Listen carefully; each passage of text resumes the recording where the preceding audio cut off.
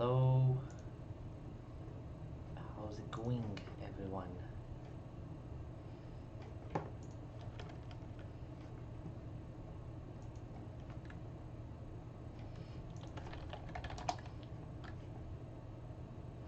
Just getting set up, and we are live on YouTube and Facebook. Howdy, this beautiful Sunday evening for me, and maybe not Sunday for you, but maybe Monday by now. How's it going, everyone? What's up? Howdy. Howdy, folks. Yes, I was just doing some testing and looks like I'm finally up and running. So we're good to go. Wanted to talk about atheism and morality.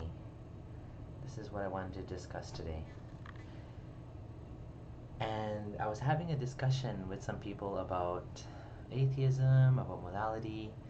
Different people were wondering, well, where do you get your morals from? And I wanted to get into that.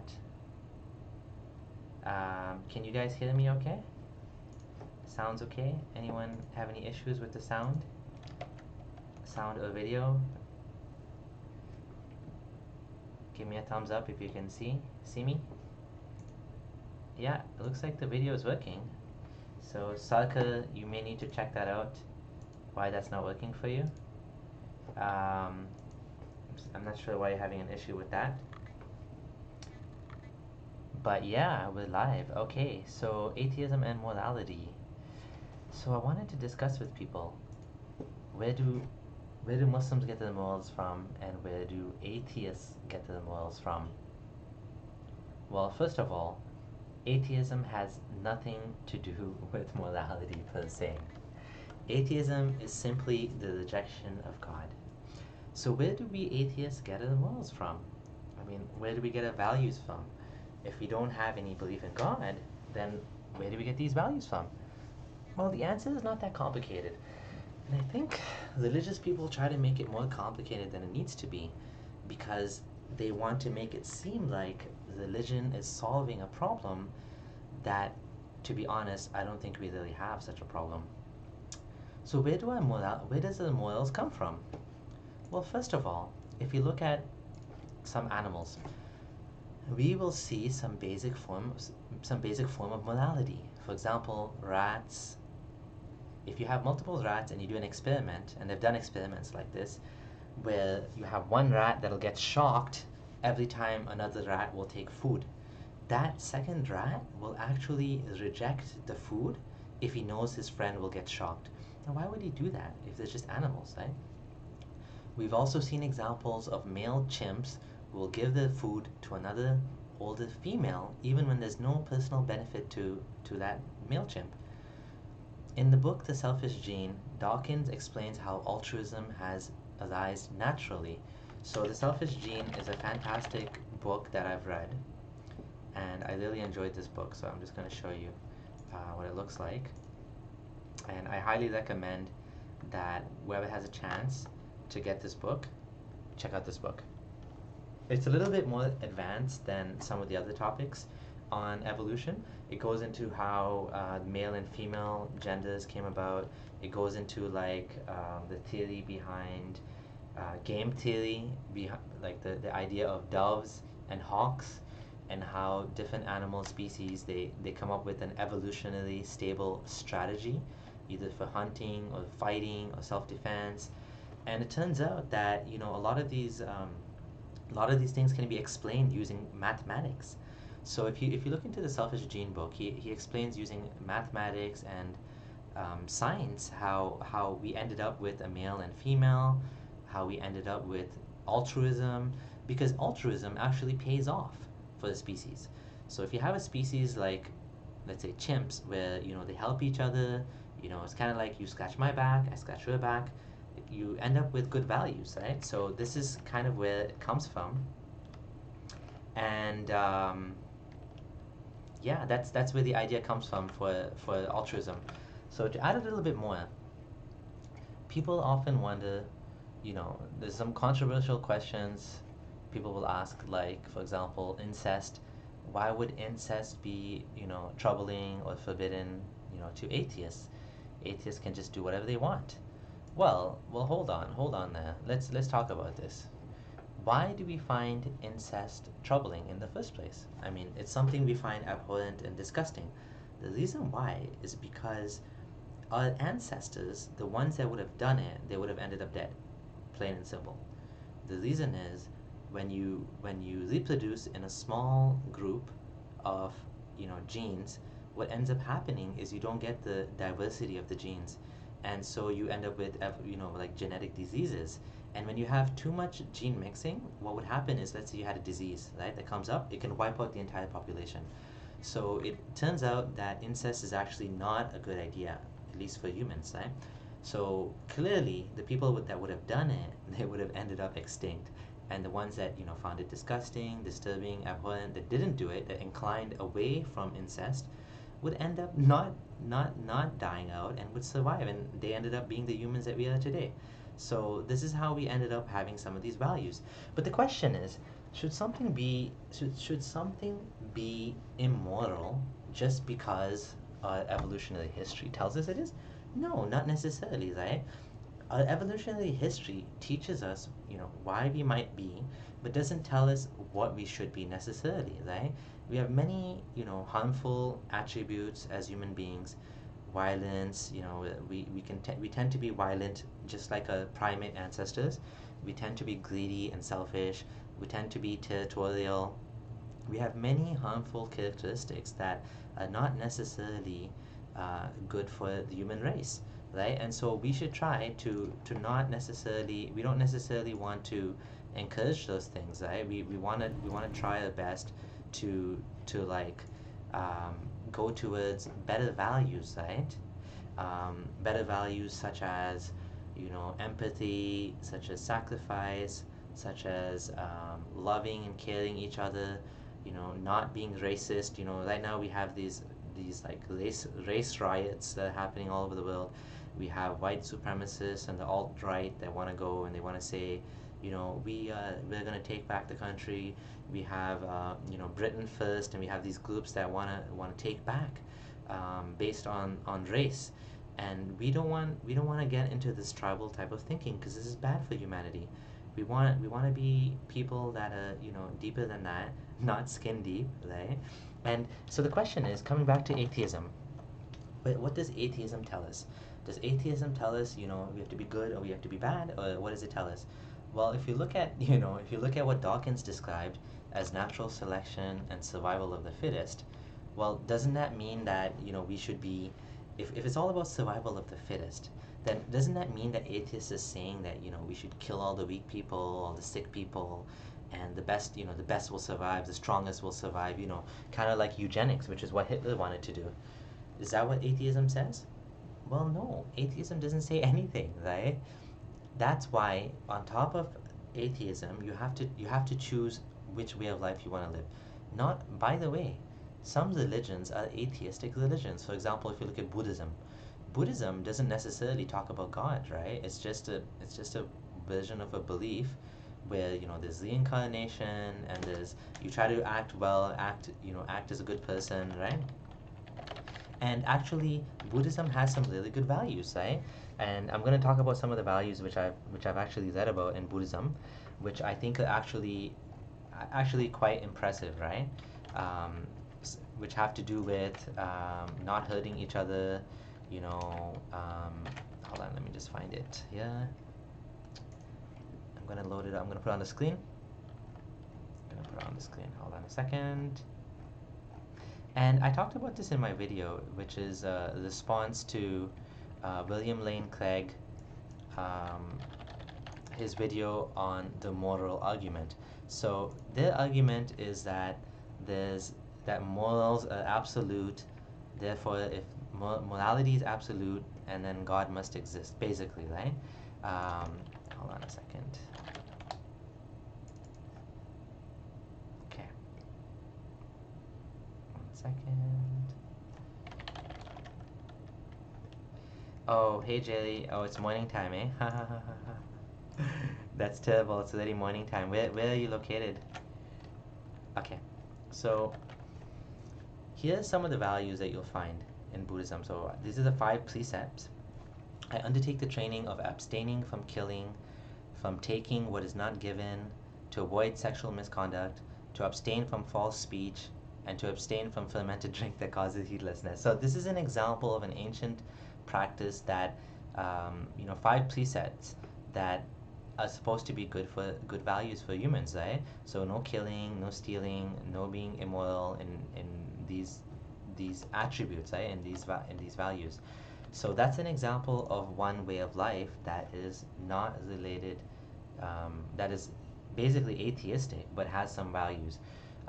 What I subscribe to is known as secular humanism. So secular humanism is basically the belief that humanity comes first, that we need to improve the world, we need to make the world a better place as much as possible, and we place humanity first.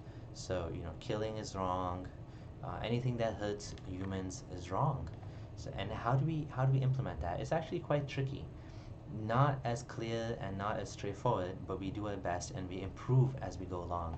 So unlike religious scriptures that are set in stone and are stuck and rigid to specific values, with with secular humanism, we actually improve as we go along, right? I'll give you an example. Certain things in religious doctrine are considered forbidden, and certain things are considered permissible. These may have a specific reason for being forbidden or not being forbidden at that specific time and place that may no longer make sense. A good example of this is slavery. If you look at the Abrahamic faiths, if you look at, Christianity, and we look at Islam, both of those religious texts actually allow slavery. I mean, I can talk more about the Islamic one. Islamic doctrine allows slavery through and through.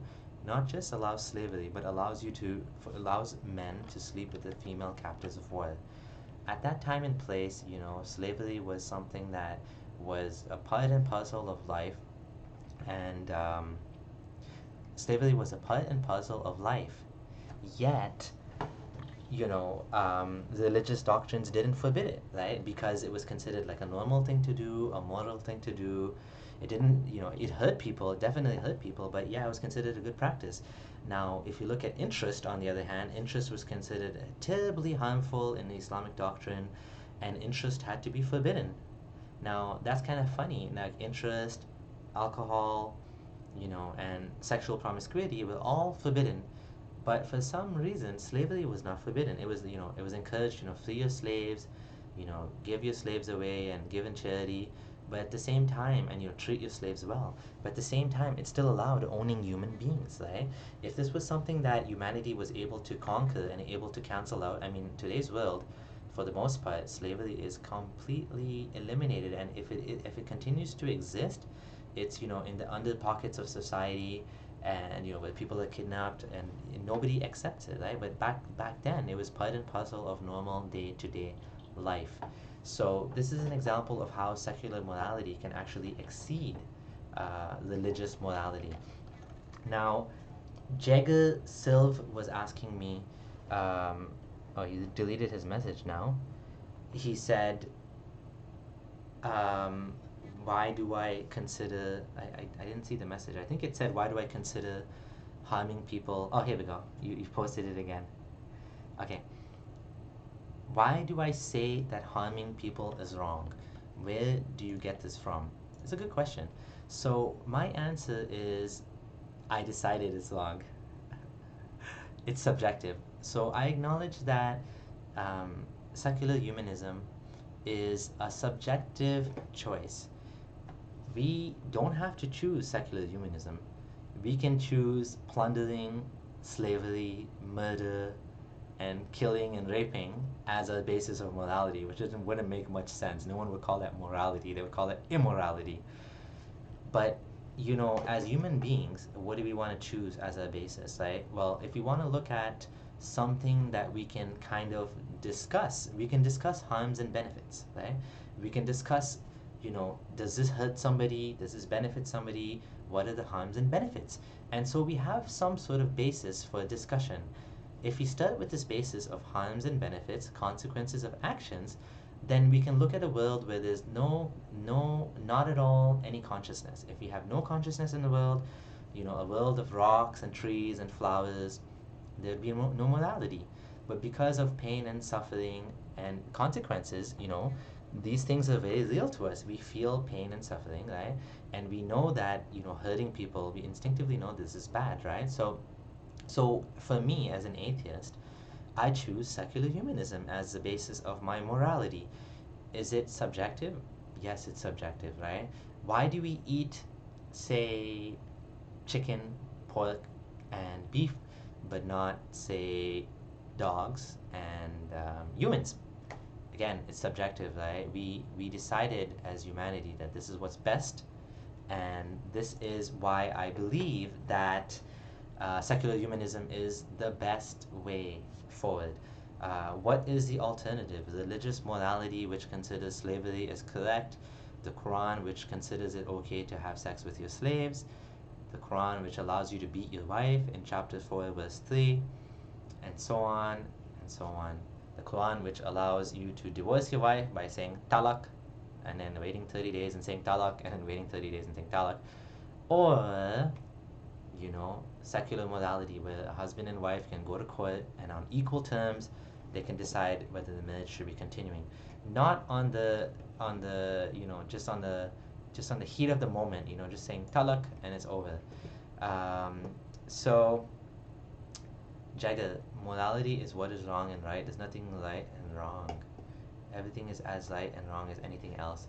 So I guess you're talking about, nihilism, moral nihilism, where everything is worthless and nothing has value. I don't find that a good model, because clearly, if someone punched you in the face, like, you will suffer. If you had a disease, right, a chronic disease that caused you pain, why do some people that have chronic diseases want to kill themselves? Because the pain of the existence is more than the happiness of the existence. They don't want to live. So if you consider everything worthless, then I guess you won't have much to kind of add to this discussion. But me personally, I think that, morality is based on what harms and benefits people, and I think that's a good way to look at it. So yeah, exactly. As Luke Sliv was saying, it's all about looking within. Do you want harm to come to you? I hope the answer is that no, so don't harm others, right? Alexis says, I would like to see people from Islamic backgrounds to be treated as if they are not. Can you elaborate what you mean on that? Slavery was the backbone of the Roman Empire. To free slaves would have led to economic collapse. Same with the early Muslim empire. Possibly, but Islamic scholars and the apologists will say, but Islam encouraged freeing slaves. But Islam encouraged freeing slaves. So if Islam encouraged freeing slaves, I mean, you kind of can have your cake and eat it too. Either you're saying it's good to free slaves, or you're saying no, it's not possible. And some of the Islamic rules are quite harmful to humans. Like, I mean, on slavery especially. Yes, you treat your slave good and all that stuff, but there's other things that, like, there's hadith that say if a slave runs away, his prayer won't be accepted. The Prophet said, if you believe in hadith, let's say, right, that when you die, let's say you have 3 slaves, you can only free, you have to leave, I think you can only free one of them, and you have to keep 2 of them for your family or something, because basically you can only donate 33% of your wealth, right? And like other things, like if you have if you have a slave that becomes pregnant, she becomes walad, and she becomes free when you die, but you can kind of cancel that or something. And a lot of the rules are really benefiting men, not benefiting the slaves, right? And like, honestly, if slavery was encouraged, why couldn't it just be eliminated? Like, why go half and half, right? Golden rule: do unto others. You don't want to harm people because you hope people won't harm you. Yes, exactly, Kelo, that's true. Do unto others as you want to do unto themselves, right? Alexis is saying, I personally believe Islam should be criticized, but personal attacks should be removed from those criticisms. Yeah, we should be careful not to attack individuals, and we should be we should try to focus our attacks on the doctrine itself, right? And I don't think we should be worried about Hari Krishnan is saying, I don't think we should be worried about Islamophobia because it's one of the worst religions and it better not be practiced. Well, Muslims worry about Islamophobia because they don't want the religion to be criticized. They feel like their religion deserves not to be criticized. Yeshua coming, would you say you live up to your own standards? Would you say, do you think you could be a better person? I think anyone that thinks they can't be a better person is deluded, right? Like, how can you not be a better person? And just thinking that you can't be a better person shows how deluded you are. Do I live up to my own standards? I try my best, right? Like, I always used to wonder when I became Muslim, I was like, and when I became Sunni Muslim, what would I be like if I didn't believe in God? Would I still be a good person? Would I still do charity? Would I still do good? And turns out I am the same person. You know, my son actually told me when I left Islam, my oldest, he's like, you seem exactly the same. I'm like, yeah, I am exactly the same, right? I'm just not bound by these Islamic doctrine anymore, right? So yeah, I do think that people are naturally good or bad, and I mean you can teach people to improve themselves. You can explain to them why they should be better people. Excuse me, but at the end of the day, I think people will be good and people will be bad, right? Did I ever think of changing my name? I think it's good to keep the name Abdullah because it's part of my identity, part of my journey from what how I started in life and where I ended up, and I think it's just good to keep it. And plus, people know me as Abdullah Samir, so it's good to. I want to continue using that, right? Um, and so yeah, and someone's asking me about something. Antinatalism, a philosophical stance that assigns a negative value to birth. I don't know. I never heard of that, so I won't be able to comment. I apologize, those of you who were asking. I mean, not those of you that. Who is it? Dope. I have no idea. Age of Ice. Hey, Age of Ice. Alexis says the political part of Islam is the dangerous part. Yes, Islam is not just a religion, it's very much an ideology. It's very much a doctrine that has a religious portion to it and a political portion to it. That's what I believed as a Muslim. That's what I believe to this day. Islam, you cannot separate the religious. I'm talking about Sunni Orthodox Islam. So if someone is a Hadith, rejects Hadith, they're like a Quranist. That's a form of reform, you could say.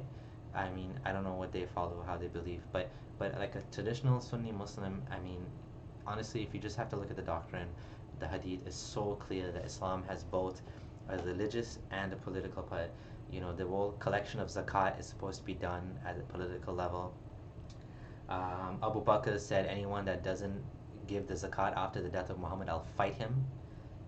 Just like anyone that didn't pray, I'll consider them a disbeliever. So they used to consider zakat to be obligatory, because after Prophet Muhammad died, a lot of the Arabs they reneged, and they became apostate, right? And it was known as the Murtad wars, right? The Ridda wars, the wars of Ridda, of apostasy, right after he died. So it became an issue, and that's when they started to, they wanted to collect the zakat for the state, right?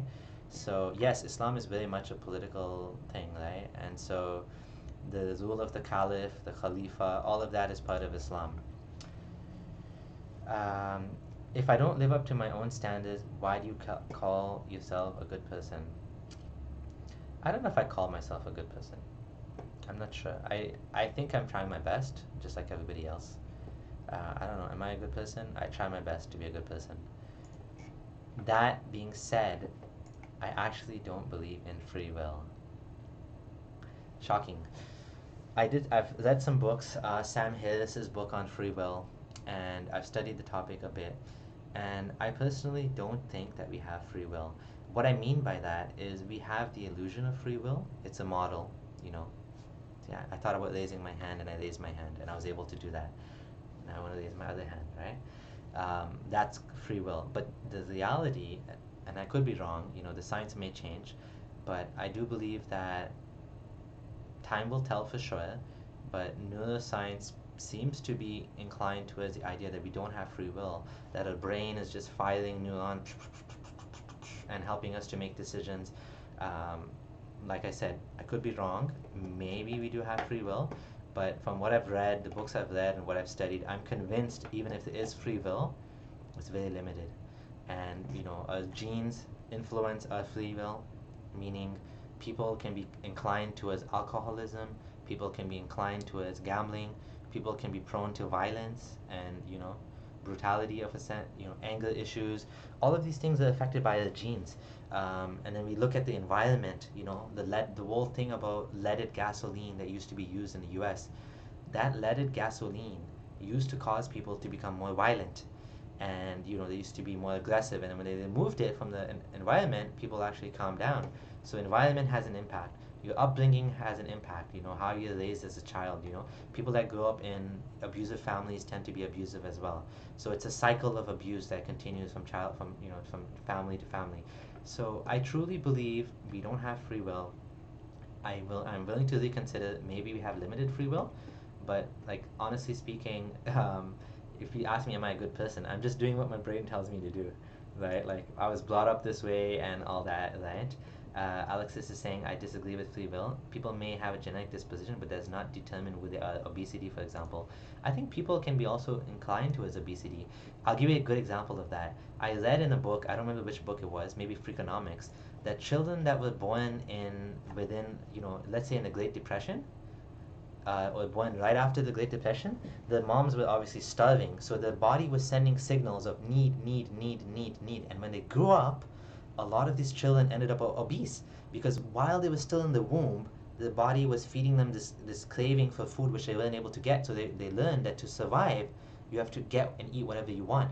And we still have this kind of tendencies to obesity and to becoming overweight because a history is that we were, scavengers, not scavengers, but like hunters and gatherers, and we love fat and we love sugar, right? These things are terrible for us in a sedentary lifestyles of sitting all day. So I do think that genes maybe they play a part of it. Not your business says deep shit. I love these topics, right? I absolutely love these topics, and I love studying these things. And I think this is the way to go as humanity. We need to keep learning these things. Pale Moon is saying free will is an illusion. You can't tell your mind to believe 1 + 1 is 3. So that's another good point, Pale Moon, that there's no such thing as choosing to believe. That's how I would say it. When people say you don't want to be Muslim because you don't want to choose to believe, you don't want to believe in Allah. Well, how do you choose to believe? How do you choose to believe that there's like a tooth fairy or there's a Loch Ness monster? You can't choose it.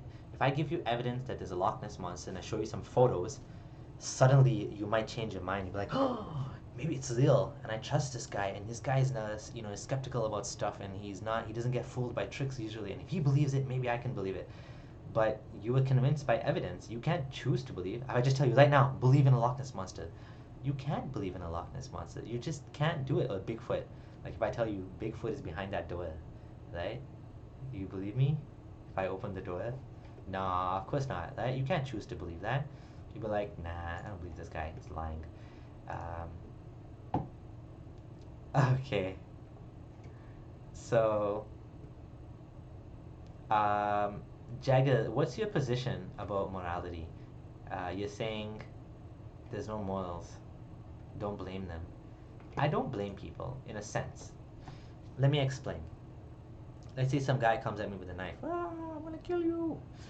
Does that mean I'm like, oh, it's okay, man. You come kill me. You and me, I have no free will. You have no free will. You wanna kill me. I wanna run away. It's all good. No, of course not.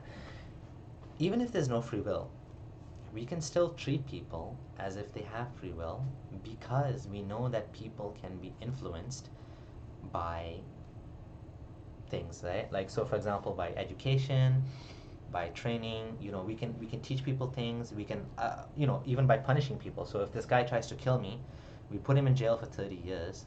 We know that many people that go to jail will be remediated and will come out better and will not want to kill anyone. Some people won't be. Some people are psychopaths. And, the serial killers, for example, their brains are screwed up. Do I blame those people? Like, there was one guy, Sam Harris mentioned in his book, that he went and he killed his wife and he killed his kids.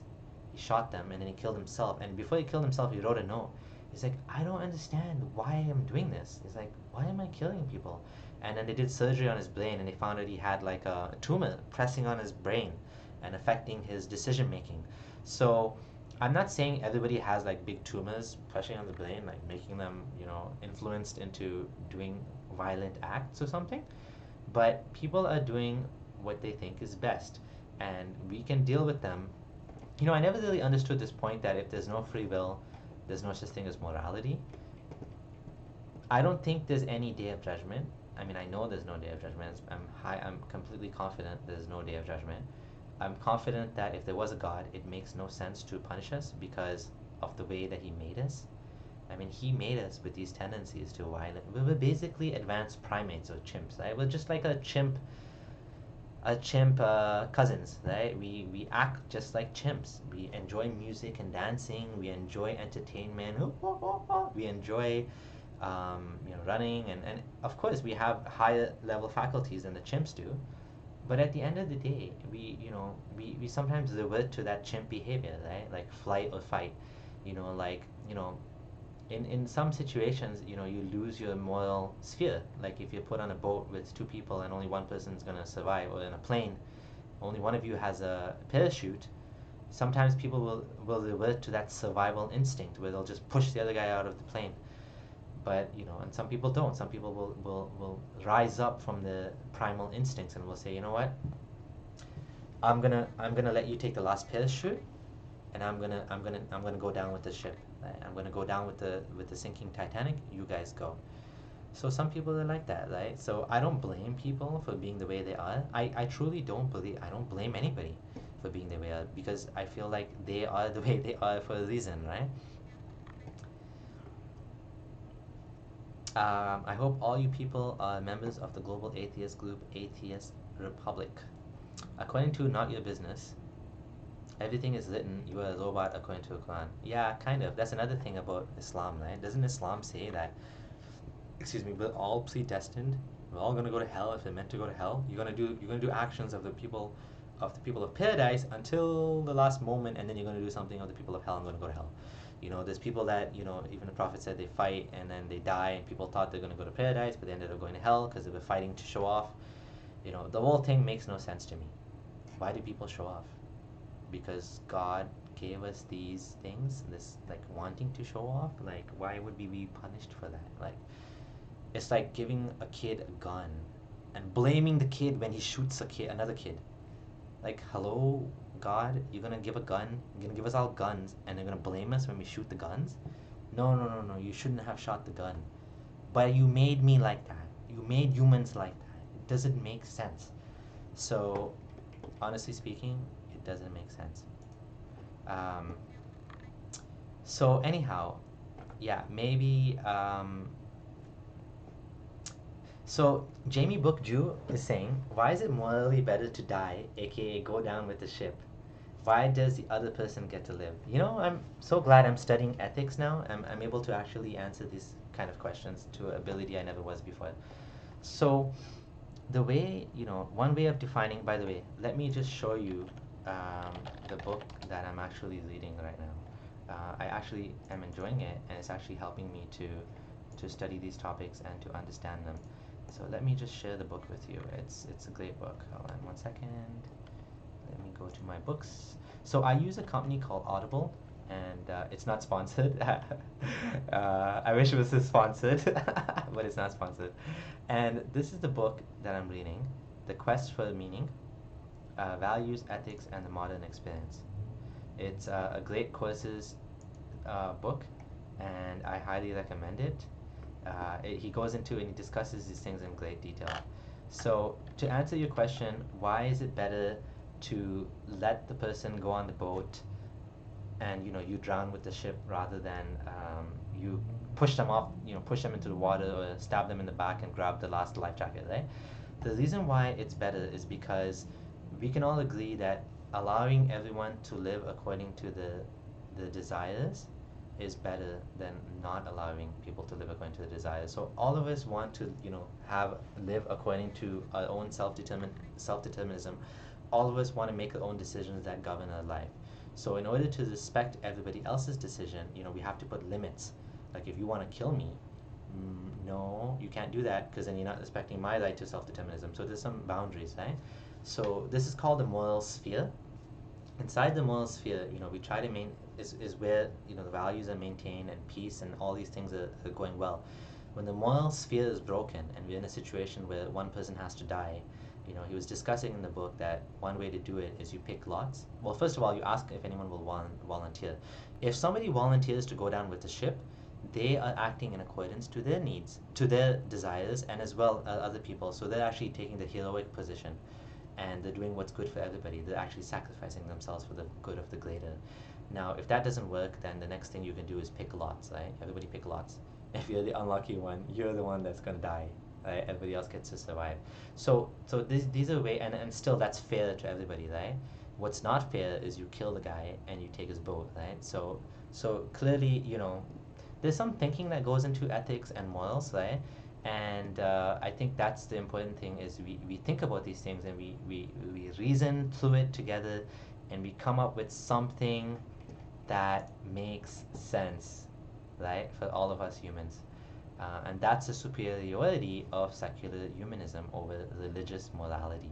Religious morality is basically is just an appeal to authority. Why is slavery okay? Oh, well, God said it's okay. Why is it okay to hit your wife? Oh, because God said it's okay. Why is it okay to have 4 wives? Because God said it's okay. Why is it okay for a man to have 4 wives plus unlimited concubines, but a woman must have 1 partner? Why can't women have multiple partners? Why can't a woman have 2 boyfriends? What's the problem with that? If a man can sleep with 2 wives, why can't a woman? Or why can't you have a relationship with 2 women and 2 men, or one man and 2 women, like 2 men and 1 woman, or whatever? Like, what is the problem? Why is it okay to have only for a man, not for a woman? That's a good question, right? Polyamory is a type of relationship which has become a relationship model that some people are experimenting and getting involved in. It's challenging and tricky and it's a lot of trouble, but it works for some people, right? They have like one lady will have a couple of boyfriends. Now tell me, why is that immoral? And why is it moral for a man to have 2 wives? I mean, it's just arbitrary. Because Muhammad said so. It doesn't add up. There's even some societies where you have like one woman will marry like multiple brothers. According to Islam, a man cannot marry 2 sisters. You can only marry 2 unrelated women. They can't be sisters. So like, where does this come from? Does this make any sense? Not really, right? So yeah, religions are written for men by men. The brain is just a piece of meat. Do you think that piece of meat is able to comprehend what's beyond the universe? In Allah I trust. I don't know if I follow what you mean. Yeah, the brain is a piece of meat that's highly sophisticated piece of meat that has sophisticated neurons firing electrical signals and bursts of electricity, and it's much more than a piece of meat. That's putting it lightly. It's the most sophisticated, advanced piece of meat that we have. Okay. So, as an apostate, Anne is asking, are you not concerned about your own life and the lives of your family? Yeah, I'm concerned. I'm in Canada. It seems relatively safe, and I try to keep my personal details as anonymous as possible. I mean, everybody knows what I look like. I've been recognized in public 3 times now, and all 3 times it was friendly people that were like, hey, I've seen your videos and I just want to say hi, and it was like, cool, but I was like, I don't want to be recognized in public, but I can't help it, that's what I'm doing now. My family is still Muslim, at least by name, so hopefully no one will hurt them. If anyone wants to hurt me, they will make me a martyr, and my message will grow exponentially even stronger, and it'll go far and wide, and 100 other people will stand up and say, you killed Abdullah, I'm going to stand up in his place, and you're not going to kill all of us. I honestly don't think anything will happen. I'm hopeful. I mean, there's many people that have stood up and become public before me, and they've been okay, and so I hope I will not be the first person to be killed, and I don't think I will be. Like Salman Rushdie was, he got death threats, and a lot of people, but So far, I'm okay, and I hope it continues to be okay. This is important enough for me that I believe I need to speak out and I need to help people that were in the same situation as me, so I'm willing to take that risk, right? Um, oh my God, getting into complicated questions. What happens if the other person wants to go down with the ship is doing it for the wrong reasons? Mental illness, what should you do? Ooh, I don't know. I'm not sure. I'll just say I'm not sure. Okay. Um, meat can't think. I see the brain is like a super UI. Women did have more than one husband before Islam. Yeah, that's a good point, eh? Isn't it? Ah ha ha ha, Mubin. A piece of meat that created Allah. This is a good one. Hilarious. Okay. Um, is it okay to kill? Okay, hold on. Before I go there, Kalo said a man has to always be sure that the children are actually his, the selfish gene idea. Otherwise, you are propagating another man's genes. That's interesting, and I don't think that actually applies to humans as much as other animals. Like with a lion will go and murder the entire pride of previous children when he takes over the pride. Sorry, he will kill all of the children of the previous man when he becomes a new what's the word? When he's a new leader of the pride. Whereas humans don't do that. Like in a discussion between Sam Harris and Jordan Peterson, he was saying that if men were actually, humans were actually, you know, controlled by that desire to spread their genes as wide as possible, everyone would be lining up at sperm banks, right? But we don't do that, and a lot of people, stop having kids, right? Like I have 5 kids, I'm not planning to have any more kids. I'm done, right? So a lot of people actually go and have a vasectomy. A lot of people will just stop having kids. It's more than just spreading your genes now. Like our brains and our culture and our values have taken over a lot of our genetic predispositions, right? So we may have a predisposition to spread our genes, further and further. Like men would have that, and whereas women can only have one child at a time, whereas men can have multiple by impregnating multiple women. There's still some history there, some evolutionary history. Like I said, like just like people say we have a chimp brain. The same way we have this kind of animalistic desires that are still inside us, but we definitely are thinking creatures that are not limited by chimp history, right? Let's say primate history, right? Fee Crux, is it okay to kill a few civilians to win a war, or is it okay to kill 1,000 soldiers, which might really result in more civilians killing later on? So, one of the examples he brought up in the book, it's not actually a book, it's actually a quiz, The Quest for Meaning, is he brought up the example of the atomic bomb. And what he said is, I mean, honestly, buy this book, get an Audible subscription, you will learn so much. I mean, if you can actually sit down and read a book, that's great. I can't, I don't have time for that, so I actually like listening to audiobooks. And so in this book, he talks about using the minimal possible force to bring back the moral sphere. Okay? So the question is, was the decision to drop the atomic bomb and to kill hundreds of thousands of people the right idea? Well, it ended the war, which was, which millions and millions of people were being killed, and hundreds of thousands of people were killed instead. And as well, humanity now would never, hopefully, never do that again. I don't know. It was a difficult decision, right? I personally think it was over the top, and they should have actually.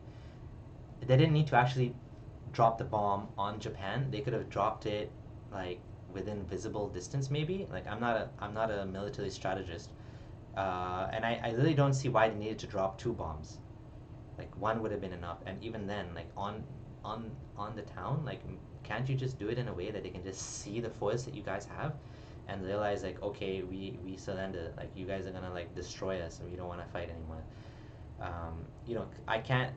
I personally have a hard time justifying killing hundreds of thousands of people like that, just obliterating them and leaving, poison in the air and in the land for tens of years, decades. Uh, Maybe that was one of the worst decisions, but did it save lives in the end of the day? Did less people get killed because of that? I'm not sure. It's a difficult thing, right? So killing, we should always try to limit force to the minimal force needed to bring back the moral sphere. If the moral sphere is broken, you may need force to bring it back, right? Okay, I hope I answered the questions, Fee. Jeffrey, thank you for the good feedback. I haven't challenged Muhammad Hijab to a debate.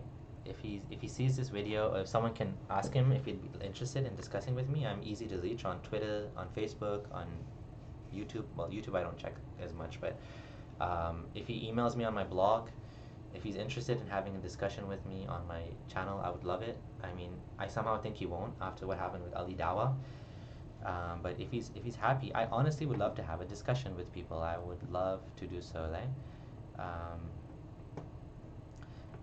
They will say women can't have more than one man because how would you know who the father is?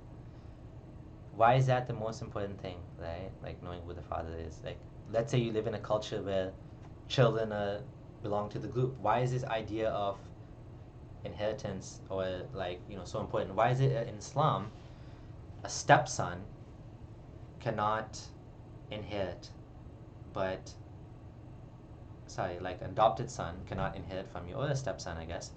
But as only your blood children can adopt from you, right? Can inherit from you. So it's all very arbitrary and nonsense. I mean, what difference does it make? If I have kids, one's adopted, one's not adopted, I think they should all get the same amount. The adopted child should be treated the same way as all the other children. So I don't see why it really matters who the father is. And anyways, there's ways to know. There's ways you can work that out. Even if you had one woman with multiple men, right? You could have waiting periods or whatever. Like, there's ways to work that out. That's not the most important thing in the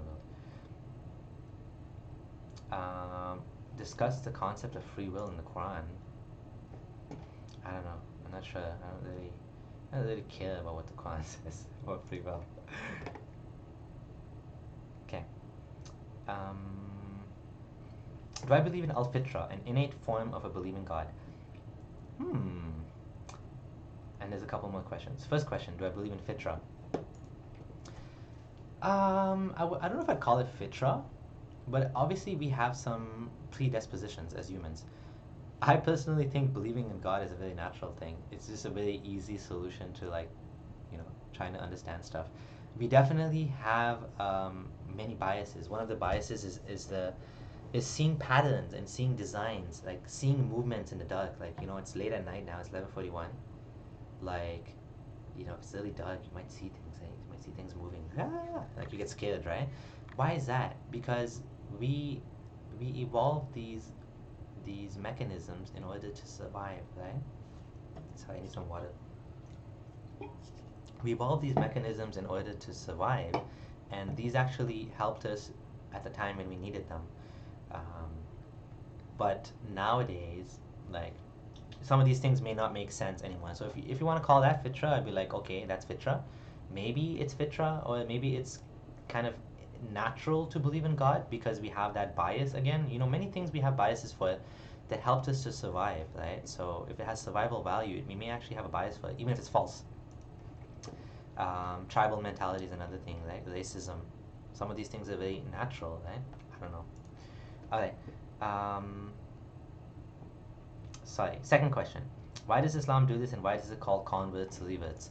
Islam wants to take Muhammad said that everybody's born a Muslim. They want us. It's just a false narrative of Islam that Islam is the best, Islam is the truth, everybody's Muslim, and then they leave Islam because of their parents. Well, no, not at all, not really, right? Who said everyone would believe in one God? Maybe they would believe in multiple gods. In fact, most of history of humanity, people have been polytheistic. They believe in multiple gods. So who's to say that people are born Muslim? Maybe they're born like polytheists, right? You know what I mean? Like people used to worship nature in the very beginning. Very early on, people would worship nature. Then they came up with multiple gods. Then they came up with one God. That's maybe the fitra. I wouldn't say believing in Allah is a fitra, right? So there's no evidence that Islam is the perfect state, right? Polygamy was, Kalo, another great comment. Polygamy was very common in early Islam because there were a lot of women, more women than men, because men were getting killed in warfare. Yeah, that makes sense. It probably wasn't enough women. But in today's world, on average, you have one man born to one woman. If you if you engage in polygamy, you would end up in a world where there wouldn't be enough women for everybody, and there would be civil unrest because some men would have like hey multiple women, and some men would be like no woman for me. And in fact, it's happening in China with the lack of women because they don't want to have daughters, so they kill the daughters or they abort the daughters or they don't want to have daughters. So a lot of women are being kidnapped as brides. Like it's just like crazy because there's not enough women. Like there's just not enough girls over there. So yes, it would cause civil unrest. I think polygamy is not a good state for the world, right? How big were moral issues for me leaving Islam? Is that a circle? Zero, nothing, almost nothing.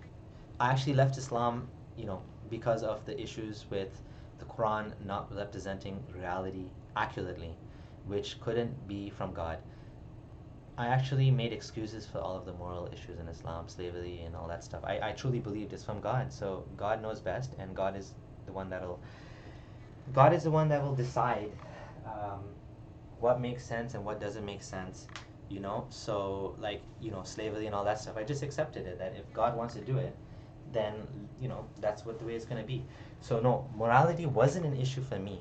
Near the end, when I was kind of already left Islam, kind of like I was really doubting at that point, when I started to read about the things that Muhammad did and the revelations that he got in order to benefit himself, the marriage of Zainab and like having a dream about Aisha and all these things, then I started to click in my mind that hey, wait a minute, this guy is personally benefiting from these revelations. But before that, I never considered that any of this stuff was false. Like if he said that he had a dream about Aisha, that God showed him Aisha, okay, so that was God, that wasn't him, right? That's what I used to consider, right? So that's truly, I believed he was a messenger of God. He had every right to do whatever he wanted to do. God would have corrected him if he was wrong. So it wasn't an issue for me. A lot of people, it's issues for them. Oh my goodness, Yeshua, my Christian friend. I don't call myself good, but don't call myself bad. Why do you care what I call myself, good or bad? Who cares? Okay. On paper, adoption and your own kids have very little difference, but in real life, you're ready to do everything for your own child. I can justify it logically. It's 100% evolutionary.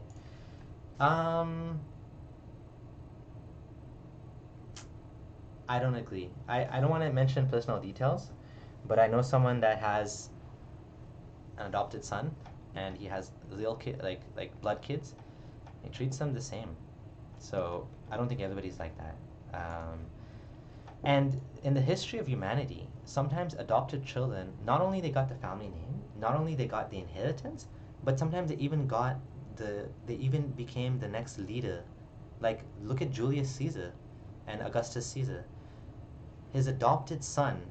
Now, let me just get this right.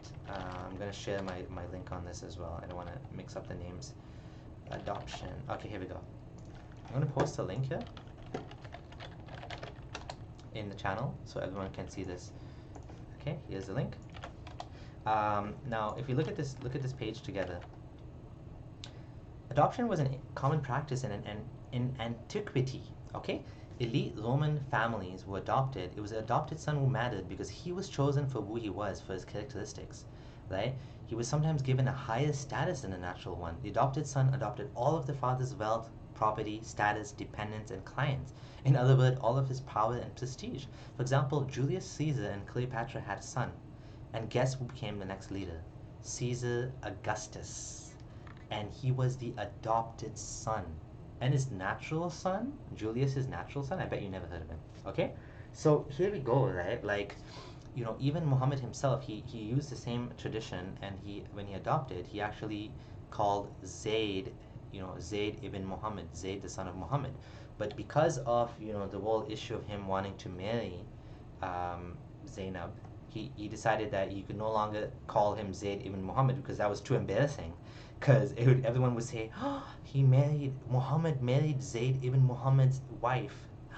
That's terrible. So no. Don't call him by the name of his adopted father. Call him by his blood father. So he became Zayd ibn Haritha. Okay, so this is kind of the issue with this is the issue why Islam has an issue with adoption. But like truly speaking, I don't think humans. I think humans, for the most part, have been adopting and loving kids, just like their own kids. I don't necessarily think that, yes, there's some evolutionary reasons where you may treat your own kids better, but from my perspective, I would treat my adopted son the same as my other kids. Eh? Yeah, this conversation topic is Islamic morality versus secular morality. Um, I don't know what exactly I know the Islamic perspective on free will is constantly debated. I mean, the Mutaliza were considered non-orthodox, heterodox. They used to believe that the Quran. They used to have a different opinion of free will, and Sunnis have a different opinion of free will. I don't really want to get into theology on free will too much. I personally would rather go by the science and what the science says, and I don't really care what the Quran says about free will. Okay, so. Would I visit a strict Islamic country like Saudi Arabia? Hell no. No Saudi Arabia for me. No Afghanistan. Probably no Pakistan. None of the Muslim countries. No, no, no, no. I'm not taking no dumb risks like that. I am sticking it. I'm sticking in Canada and other Kafir countries. Kafir countries for the win. Okay.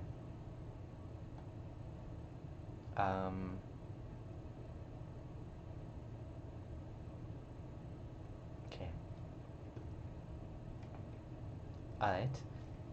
Softar says, I hate that Abdullah and others actually end up criticizing Hadith and Islamic Sunni theology than actually Quran. I hate the clap in Hadith. Quran makes more sense. Quran makes more sense? Really? Okay, so black magic makes sense? Jinns? Evil eye? All those things make more sense? Talking ants? Solomon's gonna step on us. And what else? Like, come on. Quran makes sense? Really? Really? Okay. No, Quran doesn't make sense. Yajuj and Majuj are coming, big scary guys. That doesn't make any sense. The whole ripped off stories of Jesus about, the miracle of him speaking as a baby, ripped off as well from the Syriac infancy gospel. In fact, the whole Dhul Qarnayn story ripped off from the Syriac Alexander romance. What else? What reason does the Quran have to indicate it's the word of God? It has zero evidence. There is no reason to believe the Quran is the word of God. I'm confidently saying that because I have not seen a reason to believe the Quran is the word of God. Quran makes no sense even without the Hadith. So please stop saying the Quran makes sense. It does not make sense. It is terrible. Okay.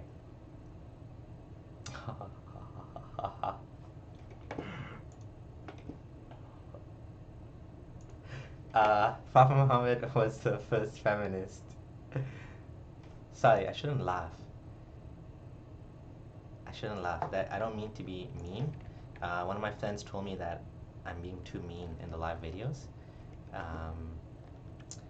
But I'm just sorry. That was actually really, really funny to me. And I'm gonna tell you that Islam had some good points, okay, for women. But it's actually terrible for women. Possibly there was some benefits for women. Possibly. But it's honestly actually terrible for women. I have this post I spent a lot of effort on. I think I spent a week writing this about how divorce in Islam is so awful. I made one full post on this. Okay? And the reason why is because I felt it was so important to talk about this. That divorce in Islam is so bad. And, women can not initiate a divorce in Islam. Only men can.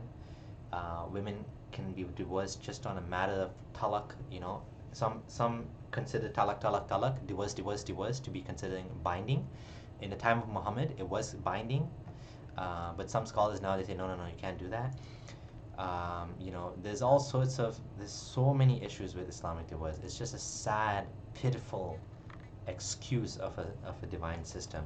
So the other thing is, you know, if you actually look at Islam in general, there's no way you can say Islam is fair to women. It has so many issues. Like right at the beginning of the revelation, people were asking the Prophet, why is it that men are mentioned in the Quran and not women? Like over and like, you know, and then finally, you know, when they asked Muhammad, lo and behold, Allah decided to respond to the women and say, hey, guess what, guys? I think about you too. Here you go. Here's a nice verse for you guys. Ta-da! But before that, the women were actually complaining that, like, what's up with your Quran always talking to men, men, men, right? And then what's up with this thing about, you know, one man or two women? Like, it seems like Muhammad had a very bad opinion of women. Okay, I don't think he was a very much of a feminist if he's saying a one man or two women.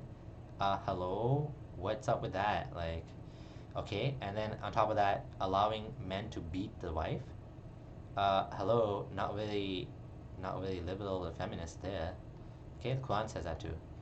How about this? Like cursing, you know, cursing your wife because she doesn't sleep with you. Okay, interesting. But what about the woman? Woman doesn't have any sort of cursing going on for the man if the man doesn't sleep with her, right? I'm gonna scroll down. Even it says that some people get shocked when I told them this that um, even making up your Ramadan fasts, you're not allowed to make them up if your husband wants to sleep with you, have sex with you. So Aisha would actually wait until the end of the year before making up the fast because Muhammad wanted to have sex with her. Okay? People are surprised when they read that. And then about divorce, like I said, woman cannot ask for divorce. Even if she asks for divorce, it's not recommended. And then you know, men can marry multiple women. Women cannot marry multiple men. Men can marry Christians and Jews. Women cannot. Women cannot even be married to a Muslim man, so my wife is supposed to leave me, supposedly. Men can have sex with their slaves. Honestly, it goes on and on. Like, I'm just sorry to say, Islam is terrible for women. Absolutely terrible. It is no good for anybody, especially women.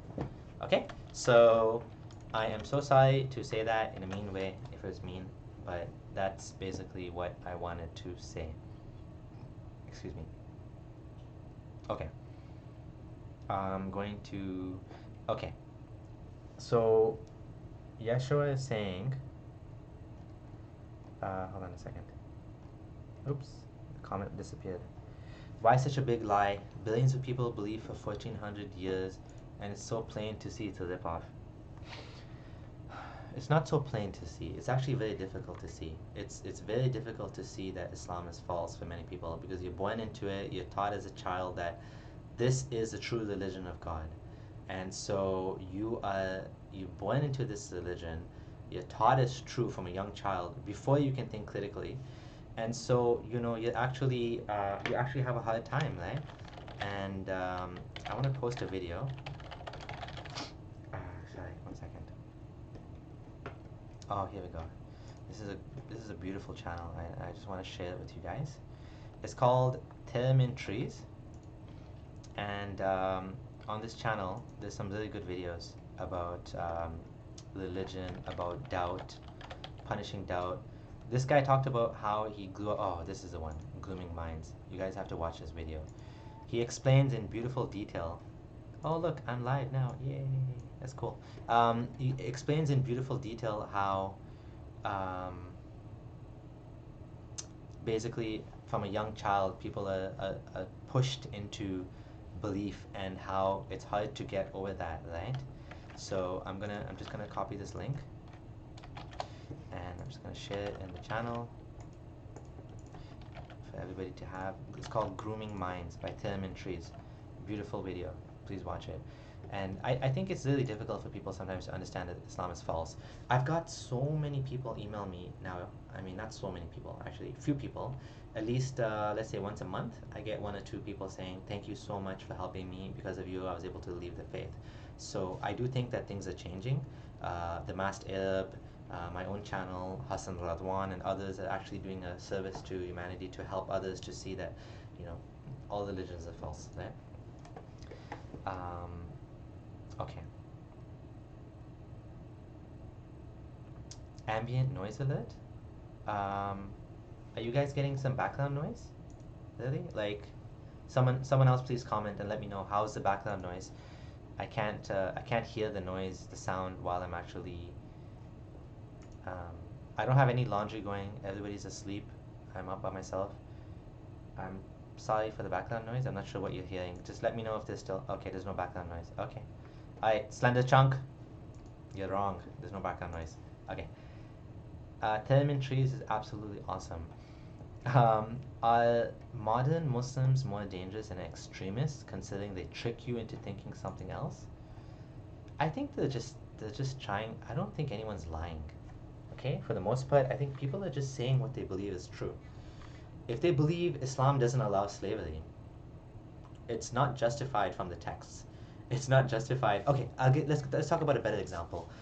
Nowadays, people want to say that Aisha wasn't 6 when she got married, and the marriage she wasn't 9 when the Prophet had sex with her, when the marriage was consummated. So what they want to say is she was 18, and I don't see how you can justify that from the Hadith. I mean, the Hadith itself says she was 6 and she was playing with dolls, and so, and she actually died, when Prophet was, you know, like she was still alive for a long time after the Prophet's death. So, but this is a way of reforming Islam. It's a way of saying, because you can't say that Islam is being reformed because Islam is perfect.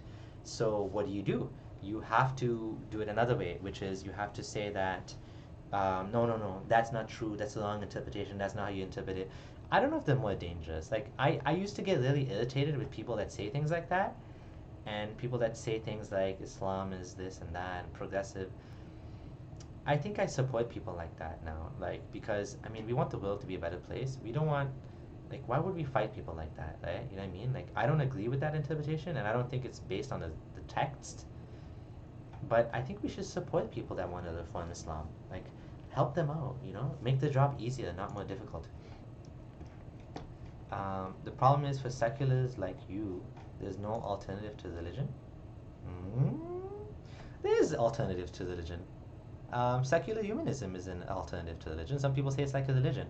Mindfulness is an alternative to religion. It's a subset of Buddhism, and it's beautiful. It has beautiful teachings on like being content with yourself and being happy, and being in the moment and enjoying the moment and enjoying the experience, and like and not wanting what you can't have, and being like kind of like qadar Allah, like accepting qadar, right? You know what I'm saying? Like the predestination.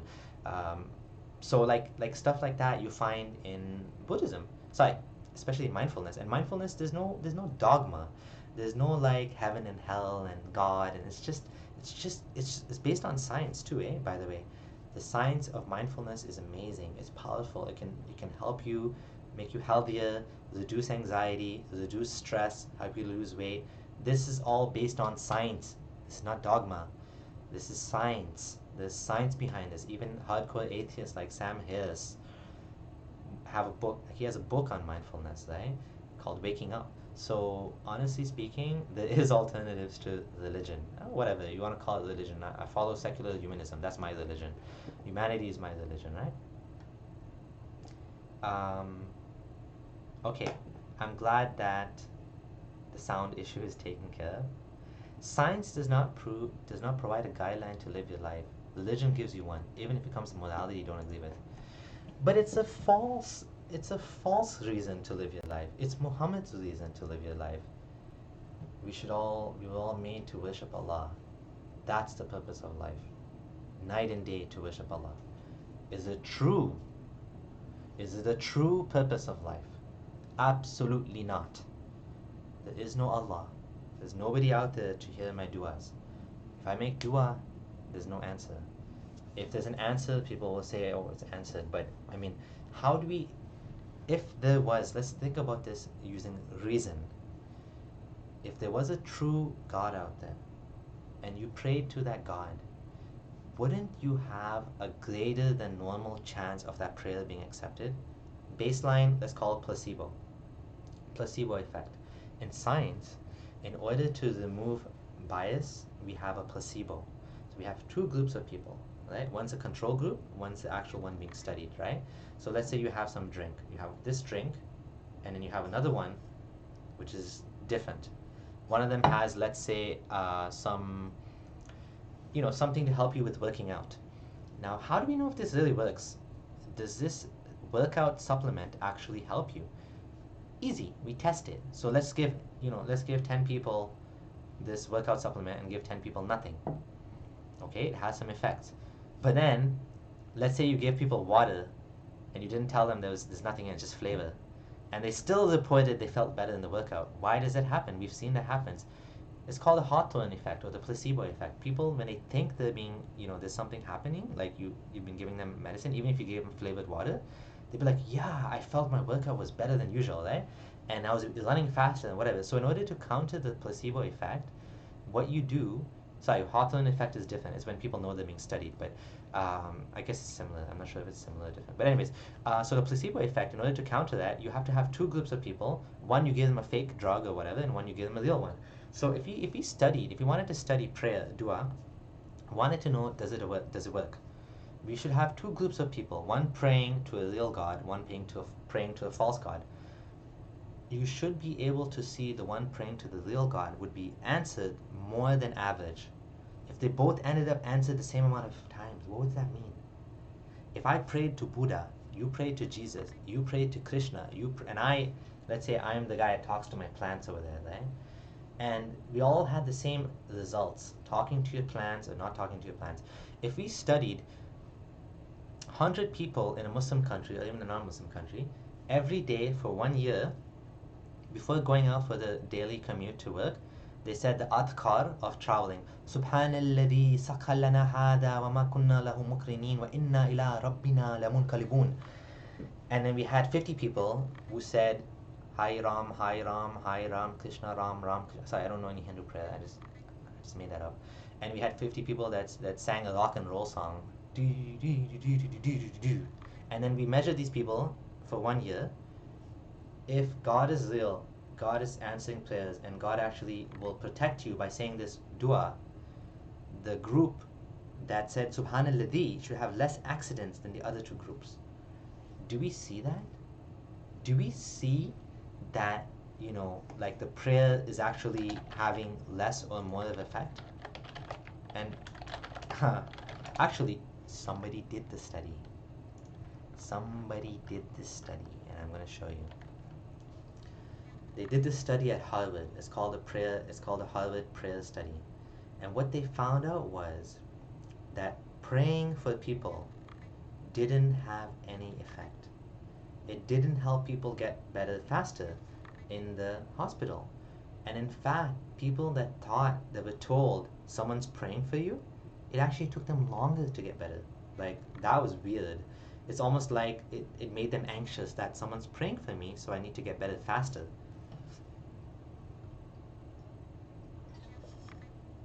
This was one of the logical dilemmas I had when I was kind of questioning Islam. Actually, this was one of the things that actually it started me on questioning.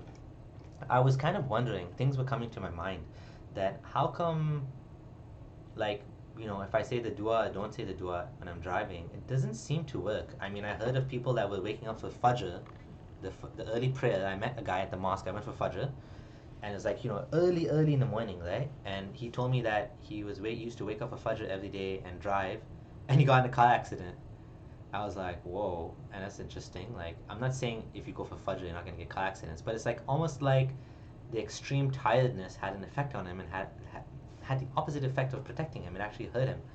And so, waking up early in the morning, Muslims have to wake up and pray, and disturbs the sleep. Does this actually have a helpful use to humanity, or is this actually harmful for humanity? And fasting all day and top of praying, and this lack of sleep, lack of food, lack of water, is this good for humanity? Is this bad for humanity? So these type of things, what actually made me start to think that maybe the prayer doesn't actually have an effect. And lo and behold, there is no effect of the prayer. Prayer has no effect. I truly believe there's no effect of prayer. And that was, like I said, the Harvard prayer study. I'll share the link. I mean, this is basically, yeah. Okay. Exodus 21:20. Hey, how's it going, man? Thanks for your frequent comments. He who has the most golden rule. That's the That's one version of the golden rule. That's a bad version of the golden rule. Okay. Quran does not guarantee any good things if you pray more, says Sofetar. Yes, I understand that, but my question is, okay, look, is prayer real? Is the effects of prayer real? Does it have any effect in our world? Any effect? Any effect that we can study, measure, observe, document, anything? If you're saying I pray and may not be answered, may be answered, okay, fine.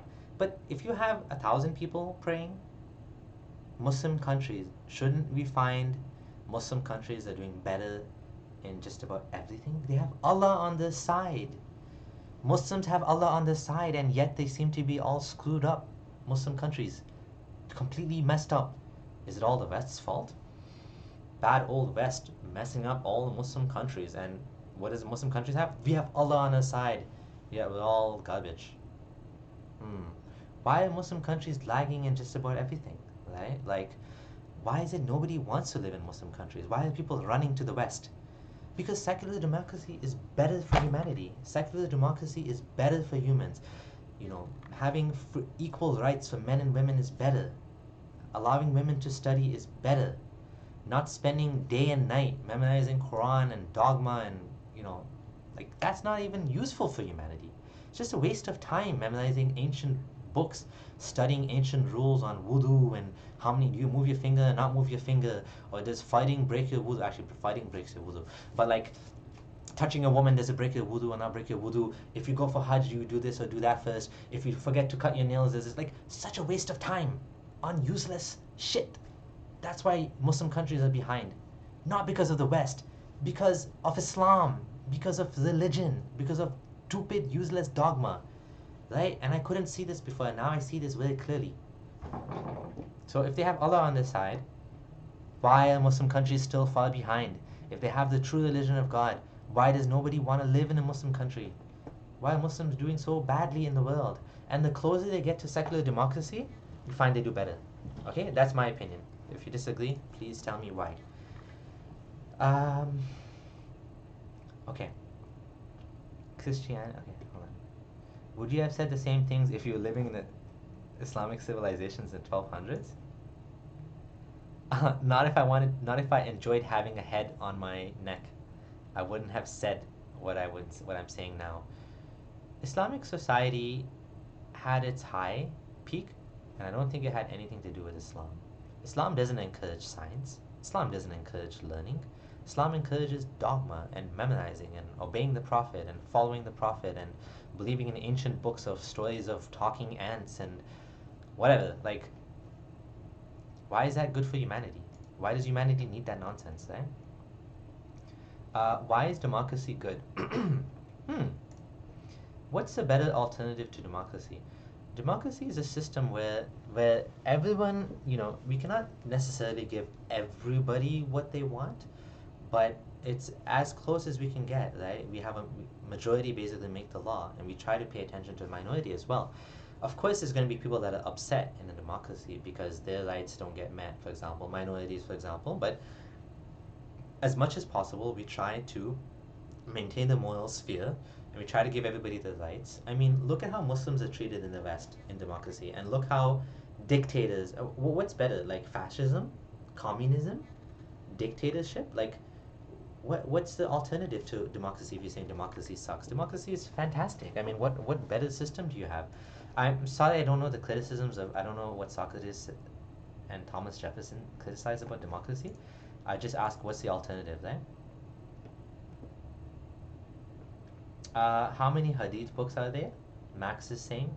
Has anyone read every single hadith? I highly doubt anyone has ever read any single hadith. There's this Siha, the 6 authentic books of hadith which people actually refer to.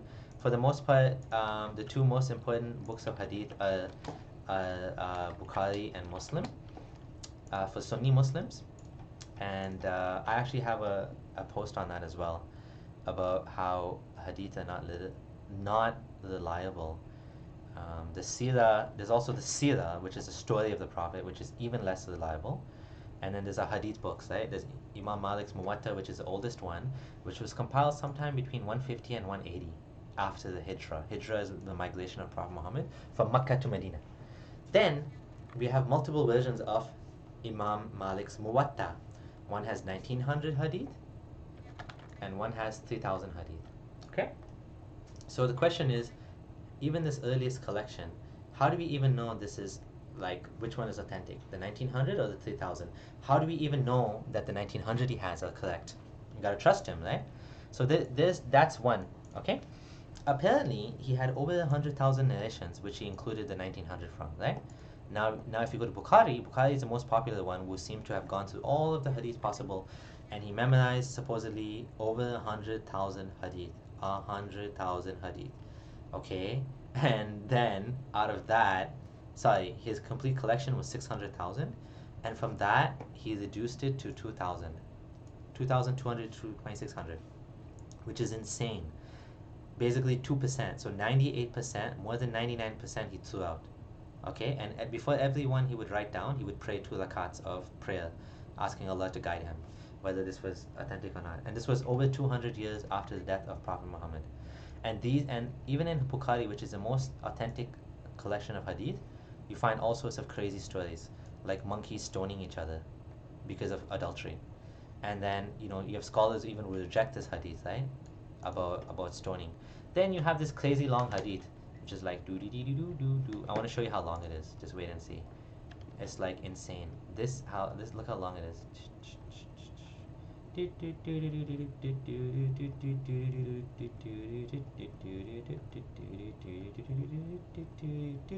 Oh, there we go. We're at the end. So this entire hadith, supposedly, from the time of Muhammad, was narrated by Aisha. Aisha memorized this entire thing word for word and narrated it to somebody else, who narrated it to somebody else, who narrated it to somebody else. 200 years later, it got written down in Bukhari's book.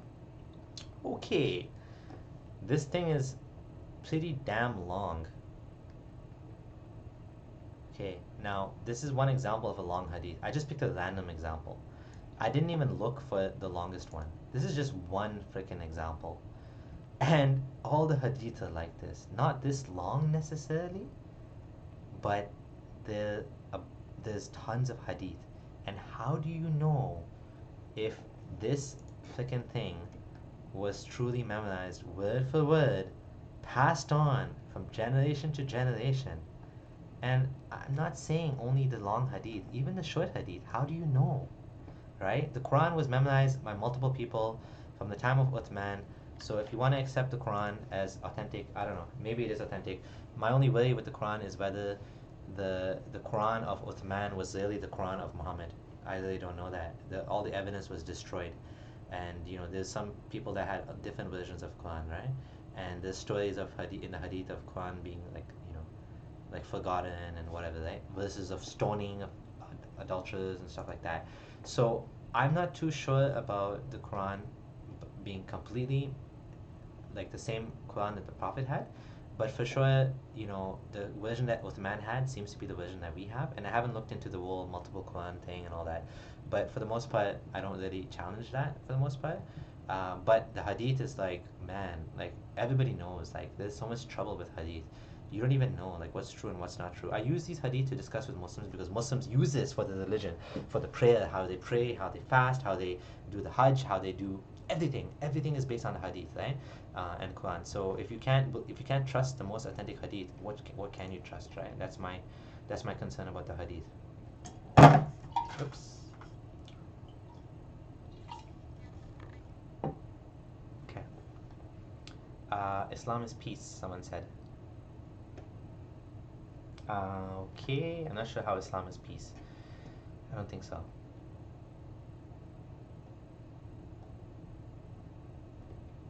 Are there hadith that directly contradict the Quran? Exodus is asking. Are there hadith that directly contradict the Quran?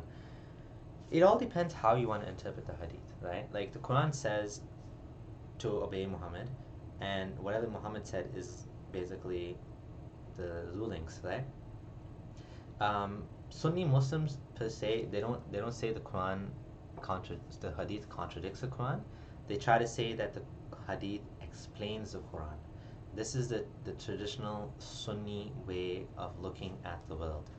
So I'm not sure of an example of a hadith contradicting the Quran, but some people would say, like, the killing of apostates goes against the Quran because the Quran says La ikraha fi din. There's no compulsion in religion, right? So maybe some hadith contradict the Quran, but Sunni Muslims, they don't consider it contradiction, they consider it explanation. So they will actually consider the Quran explains the Quran, the hadith explains the Quran, not contradicts it in any sense. At what age did I leave Islam? Jeffrey is asking. It was 2 years ago, so I was 32.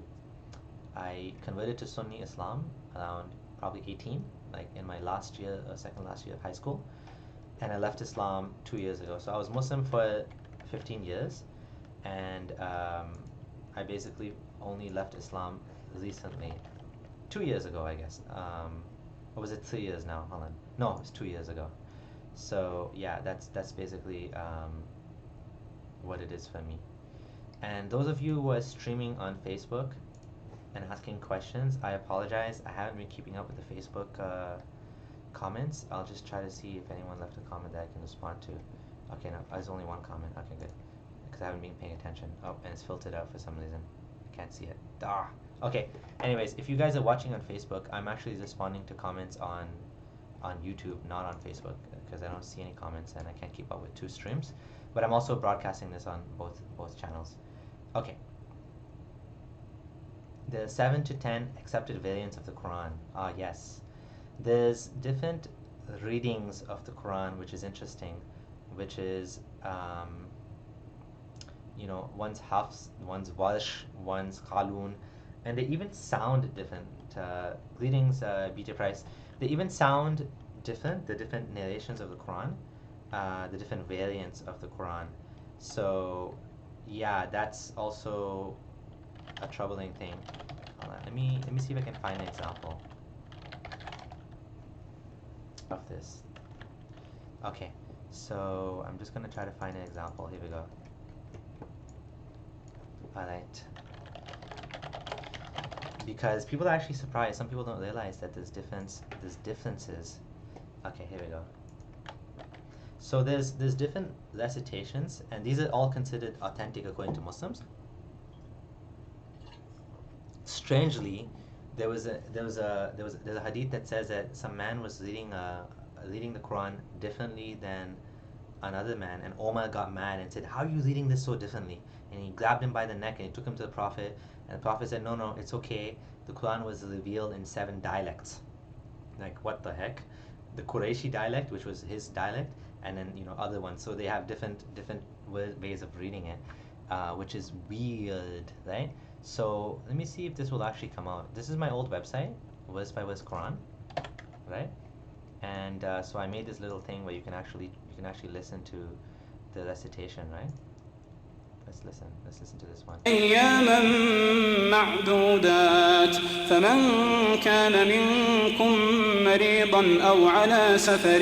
Okay, so that's the standard Welsh, that's the standard Hafs reading. And in this one, he's going to read one of the words differently. شهر رمضان الذي أنزل فيه القرآن هدى للناس وبينات من الهدى. It's interesting that if Allah revealed the Quran and it comes from the preserved tablets, how is it that there's different readings of the Quran, right? You know what I'm saying? So, like, why is it that you can actually end up with different ways of listening to this if there's only one actual Quran, right? So, like, let's see if we can find a more clear example. قل ربي يعلم القول في السماء والأرض. So that's one example. And 21:4, I'm going to go to standard recitation. قال ربي. Okay, that one was clear. That was clear as day. Look, he says Qala Rabbi. Listen to that, okay? Listen to that again. Hopefully you can hear it. قال ربي. Okay? Qala Rabbi. That's the beginning. Now I'm going to go to a different one, which is Warsh. This is one of the variant readings of the Quran. Watch. قل Did you hear ربي that? He didn't say Qala Rabbi, he said Qur Rabbi. Qur Rabbi. So this is an interesting example of how there's different readings of the Quran. There we go. I just posted the link, so you have it. Just to let you know, how is it possible? Just to ask yourself, excuse me, how is it possible, that there's multiple readings of the Quran if the Quran came from this preserved tablet in paradise, came down to Muhammad, piece by piece, even though it was already revealed before any of the world was created. Allah made the Quran. It's his attribute. It's even considered one of his attributes, the speech of Allah, Kalamullah. So how is it that there's multiple ways to read it? It's very strange, right? Is it 10 Qurans or something in paradise? Like, what the? So again, 99% of Muslims don't know about the variant readings of the Quran. So they're actually quite surprised. And this is not just like crazy Orientalist stuff. Like, Muslims know about these. I mean, Muslims don't know, but like scholars know about these things, right? Like this is not like this is actually accepted in the Sunni Muslim community. And I say Sunni because I don't know about Shias what they believe, but Sunnis accept that there's variant readings of the Quran, different ways to read it. Qul Rabbi, Qala Rabbi, right? That's different, right? So, okay. Isn't that because the original Qurans didn't have tashkil? Tiger 2 is asking. No, I think it's more than just a tashkil. I think it's more than that. So he's saying in the Arabic language, I'll just explain what this means. Let's see if I can show you. In the Arabic language, you have letters with little things on top. So this is a ta with a little fatha on it, which means ta. If you had the line below it, it would be T. But if you see here, there's different ones. This says ya'lamun, this says ta'lamun. That's totally different. It's not even a fatha kasra dhamma. It's not just the vowels. So just to explain to people, Arabs don't write Arabic with the vowels. They typically just write the letters without these little lines and dots on top. These little lines, the dot is, yes, the two dots for ta is there, but that little line on top of the two dots is not there, because they just know from the context of the sentence and the placing that it's a ta, a t, or a tu. They don't put the vowels. Yet when non-Arabs are reading, like in the Quran, all the vowels are there. Like if you see right here, there's no vowels, right? But I know it says riwaya. Now I don't speak Arabic, but I know this is riwaya Hafs on Asim. I can read that. I know it says riwaya, not ruwaya, not rawaya. I know that. Now the Quran, the old Quran, didn't have the tashkil, right? They added it later to make it easier for non-Arabs to read it. But like, look at this one. How is it this one has a ya at the beginning and this one has a ta? The dots on the bottom or the dots on the top. Look at the meaning. You do, they do. Like, whoa, weird stuff, right? And like I said, these are accepted by Muslims, that these are all legit. Nobody can deny these are legit, right? So anyhow, Muslims will say, oh, these are just minor things, whatever. But here's another one. It's kind of crazy. Fabima versus just bima. Where did the fa come from? Right? Like, whoa. Like, that's a whole other word just added right there. Fabima. Fa means so, right? Kind of. So, this one's just bima. So, like, again, this is not just like Orientalist criticisms of Islam. Muslims believe in this stuff. Okay? They believe there's variant readings of the Quran. So it's kind of shady stuff, eh? Like, okay. Thank you, Jeffrey Booty. I'm glad you enjoyed it. Funny name. Okay. So Exodus is saying, so Allah sat up in heaven and he allowed thousands of hadith to be written so that nobody to be sure what's true and what's not. Yet he wasted his time making the Quran supposedly perfect. Yeah, exactly. This whole religion. Why did God allow Jesus to look like he was crucified? If, according to the Islamic story, Jesus was crucified and God made it, Jesus wasn't crucified and God made it seem like he was crucified. Like, That's bizarre. Like, why would God want to trick people and make them think that, um, he was crucified? Sorry, that Jesus was crucified, right? Like, why would you trick all those people? Of course, it makes sense if someone comes after the fact and wants to change the whole story, and he'll say, "Oh, Jesus wasn't actually crucified. It was just looking like he crucified." But he didn't think it through very well. Because that means God is deceiving people. He's deceiving all of those Christians to think that Jesus was killed on a cross, but he wasn't actually killed on a cross.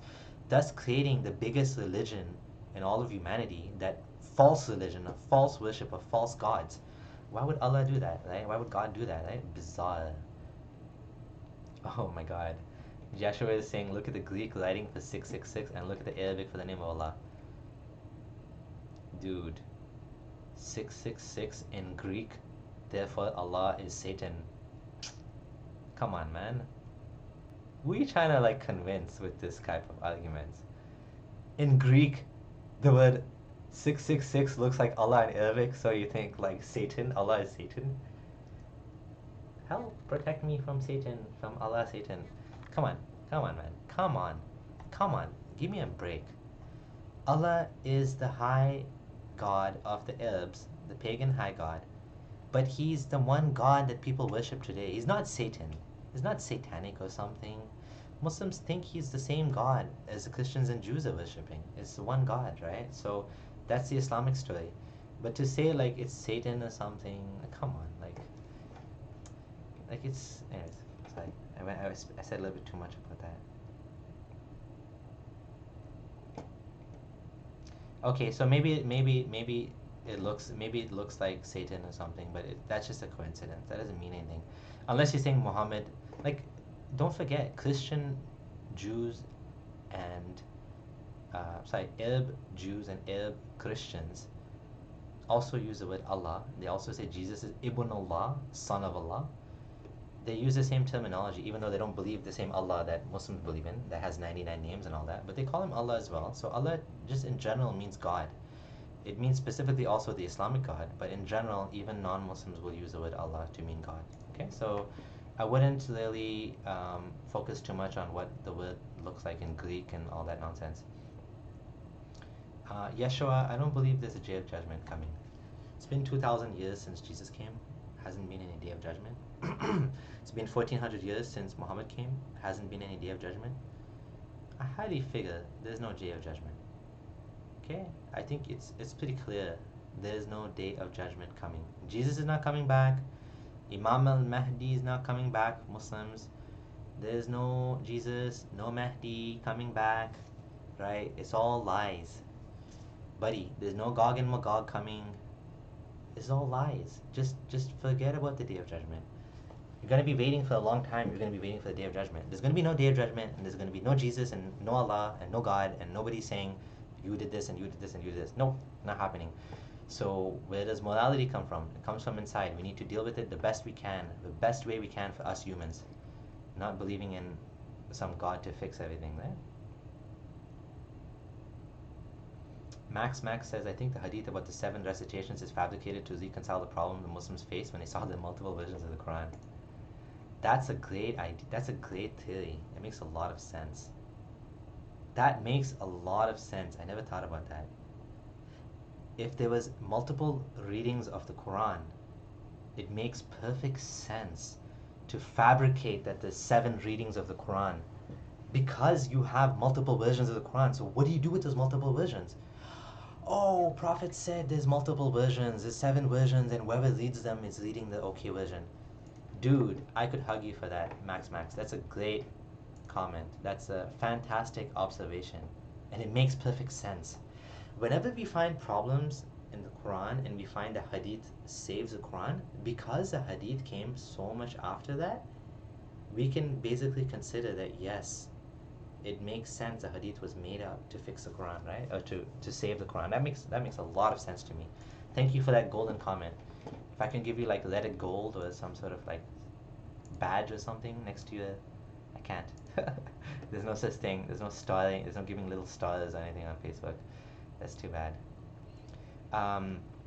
Philosophy Cafe is saying, so I guess one might have to search the whole Quran and find latter verses that abrogate earlier verses. someone did a project where they said the Quran in order of revelation. It's hard to know for sure, like what verses were ordered in, um, what, what verses were, what the correct order of revelation was. We roughly know what the early verses and late verses are. We roughly know which verses were revealed in Makkah and which one was revealed in Medina. The Meccan verses at the time when Prophet started receiving revelation are all short ones, and the Medinan verses, the ones in Medina after the Islamic State was established, are mainly longer surahs or chapters. But it's not always the case, and sometimes they're mixed up, and sometimes the one piece of it is revealed in Makkah and it was moved to one of the longer ones or whatever. So, but there is a Quran in order of revelation someone has made online, which I haven't really looked into, but use at your own risk. It may or may not be reliable. Okay.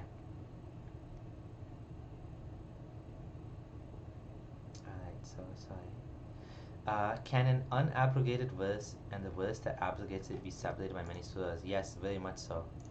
This is just like one example, and some Muslims don't even believe in abrogation. They say there's no such thing as abrogation. The Quran itself says, it says to Muhammad that we don't make you forget a verse, except that we reveal it with a better one. We replace it with a better one. So it's kind of funny, like it's almost like Muhammad got caught, and then it's like we do not abrogate a verse or cause it to be forgotten, except that we bring forth a better one or a similar one. Okay? Don't you know that Allah is all things competent? Why would Allah abrogate a verse and bring a similar one? Like, seriously, why would you bring a similar verse after you just abrogated? Like, why would you do that? That doesn't make any sense, right? And then saying Allah is over all things competent, like, that makes no sense. Like, I mean, but some Muslims will say abrogation is like, not exactly like abrogated in that sense. They'll say it's like abrogated in the sense of don't come near prayer while you're drunk, and then don't drink. So the don't come near prayer when you're drunk, that was abrogated. Some Muslims will say no, that wasn't abrogated, it's still true. And then other Muslims will say like there's no compulsion in religion. Like Salafis will say there's no compulsion in religion. La ikrah fi din was replaced with another one that basically Surah Toba, which that basically you have to fight and all that, right? So some Muslims will say it's application, some Muslims say it's not application. It's a complicated topic, and I haven't really studied it in great detail. Nim Glace is saying, can I explain the 1924 Quran? I don't really know too much about that. Let me see if that's what I think it is. Okay, no, I don't know about that. So I will skip that question.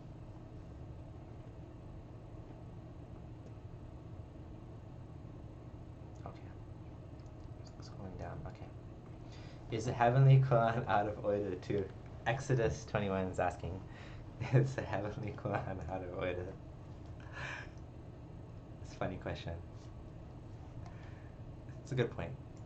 It's a really good point. Is the Heavenly Quran out of order? More chains. Iman means faith, yes. I grew up, More chains is saying, I grew up in a Muslim family, so I know the arguments and the excuses, but in the end they'll always say my iman will never break. So basically what they're saying is I'm closed-minded and nothing will convince me no matter what, which is kind of sad. Okay. Arif left Islam recently. Congratulations. It's a difficult decision to make, and it's difficult, especially if you're in a Muslim country. It's more difficult. I wish you all the best. Keep studying, keep learning, and keep on the path of enlightenment and reason. And congratulations to our friend Arif, who has recently left Islam. It's a difficult thing. Most people are not able to leave Islam due to mental cognitive dissonance, due to the what they will lose in their life, due to fear of hell. It's just so many reasons why people don't want to leave Islam.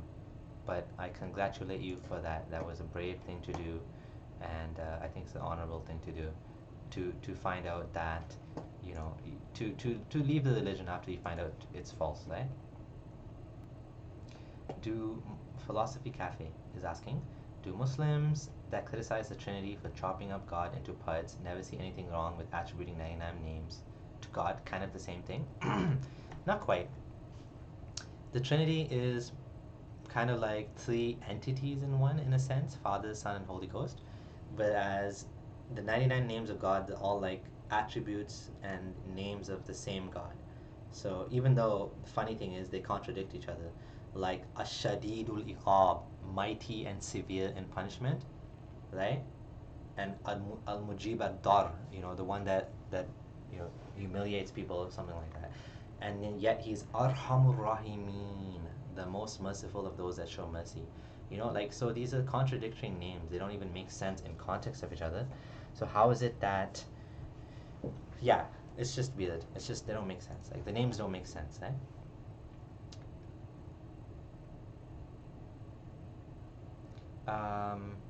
Allah can be called Satan because even if they're saying the same God, Christians beg to differ. The God described in Scripture is not Muhammad's God. Satan is a massive counterfeit. There's no such thing as Satan. There's no such thing as Satan. And so you cannot say Islam is a satanic religion. I guess you would say that if you're Christian because you believe that Jesus is a true God or whatever. And Islam is inspired by the devil. Islam is inspired by one man that wanted to gain some personal benefits, that wanted to maybe revive what he thought was monotheism and get some benefits along the way. But I don't know if I would call it satanic, to be honest. And what's so bad about Satan, anyways? Why is Satan so bad? What did Satan do? Like, didn't God make Satan? And what does Satan do that's so bad? He disobeyed God. He like in the Islamic story, he was commanded to bow down to Adam, and then he refused, so he became like outcast and rejected, and he said, I'm going to mislead man, and he got mad at men. But like, how do you justify that if God made Satan? Like, how is Satan such a bad guy? Like, it doesn't even make sense. Like, it's just a cop-out. Like, the whole idea of Satan was invented in order to save God from being evil. Like, why do evil things happen in the world? Because of Satan. And there's a good video I'd like to recommend. I will just pop it on the screen so people can see it. 1 second. Okay. It's called Evolution of Satan in the Bible. And it's kind of interesting because it shows how, and the other good video is the evolution of Jesus in the Bible. Those are two good videos. So check out these videos. I'll post the links just now, and you'll see that Satan didn't exist until basically he barely appears in the Bible until like way later. And so let me just post, and even the evolution of Jesus in the Bible, it's another great video that I highly recommend that people watch. Okay, so I posted the two videos, the evolution of Jesus and the evolution of Satan in the Bible, and I think it's great to learn that. Okay. Jesse's saying, I want to thank everyone for being respectful and mature. That's true. It's a very good conversation tonight. Whoever's online hasn't been at all nasty, didn't get any trolls or anything, and that was great. Happy to do that. God is a controlling psycho. According to the God of the Bible, what did he do? Let's talk about this. God decided to murder all of humanity for not worshipping him. Is that not like a psycho? What did he do with the great flood? He flooded the entire earth and he killed all of humanity except for a few people. Is that not a murderous psychopath? And then guess what he did? He decided to make rainbows because he felt bad over what he did. So he to be reminded never to annihilate the human race again. What a sweet, wonderful God that is. Do you really truly believe that God is not a psychopath? The Abrahamic God is a psychopath. Told Abraham to sacrifice his son, drowned killed the Egyptian children because, they didn't accept Moses. Like, what kind of nonsense, like, God is this? Like, I find it funny when Christians want to put their God like as such a high, moral God, and Allah is such an evil God. Like, your Christian God is just as terrible as the Islamic God. Seriously. He's gonna burn everybody in hell that doesn't accept Jesus died for their sins. Right? Like, what kind of God does that? What kind of God tortures people in hell simply for what they think in their mind? I believe Jesus died for my sins. Okay, you're a good guy, you go to paradise.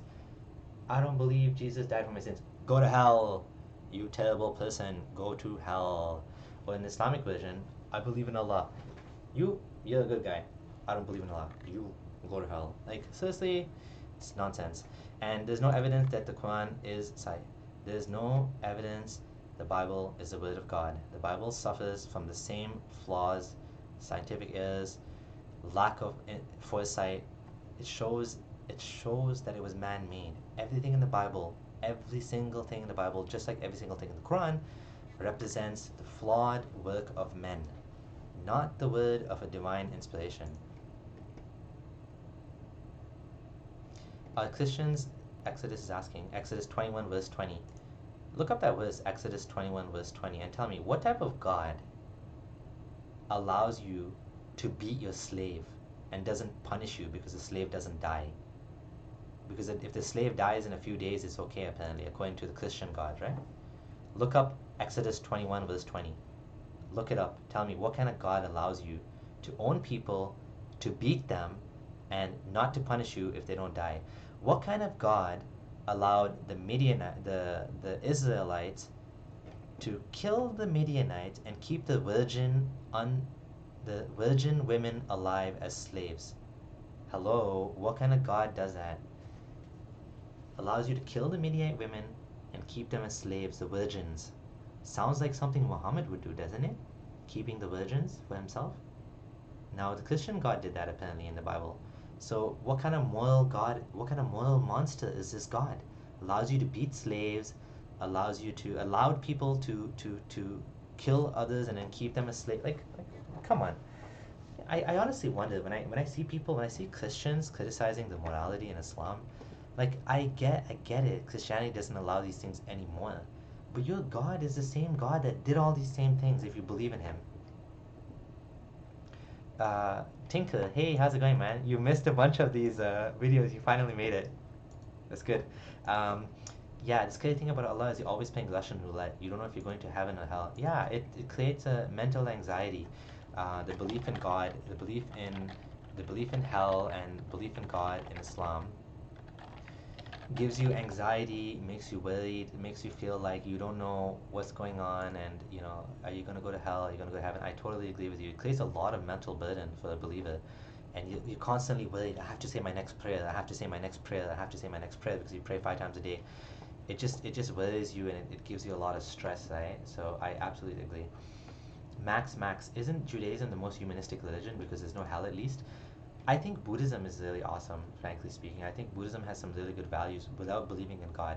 Judaism, yeah, they don't really believe in God in hell. They believe in this shadow world or something. I don't know the details, but yeah, I don't think Judaism is the most humanistic religion because it's only the own kind of sect that can convert, or you're not supposed to even convert to Judaism or something. Truly speaking, I think that, Buddhism, as far as I know right now, Buddhism's the best. That's my opinion. At the very least, the mindfulness in Buddhism. Christians knowing they are going to heaven makes them insufferable. Exodus, do you mean that the life becomes suffering because they know they're going to go to hell or something?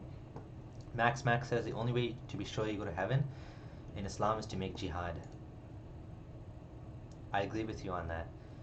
I do agree with you, and I have a video on jihad and ISIS and all that, and I absolutely agree with you that the idea of jihad is something that's kind of emphasized in order to make it yeah, dying for jihad is the only way to go to heaven, basically, for sure, as a Muslim, right? Suicide, I used to consider suicide bombing haram, but I talk about that in detail in my video. I just posted the link. Buddhism is more of a philosophy than a religion, King Koala is saying. But the funny thing is, everybody says that. All religions say, my religion is more like a way of life than a religion. Everybody says that. None of the religions which believe in reincarnation have the concept of eternal hell. That's true.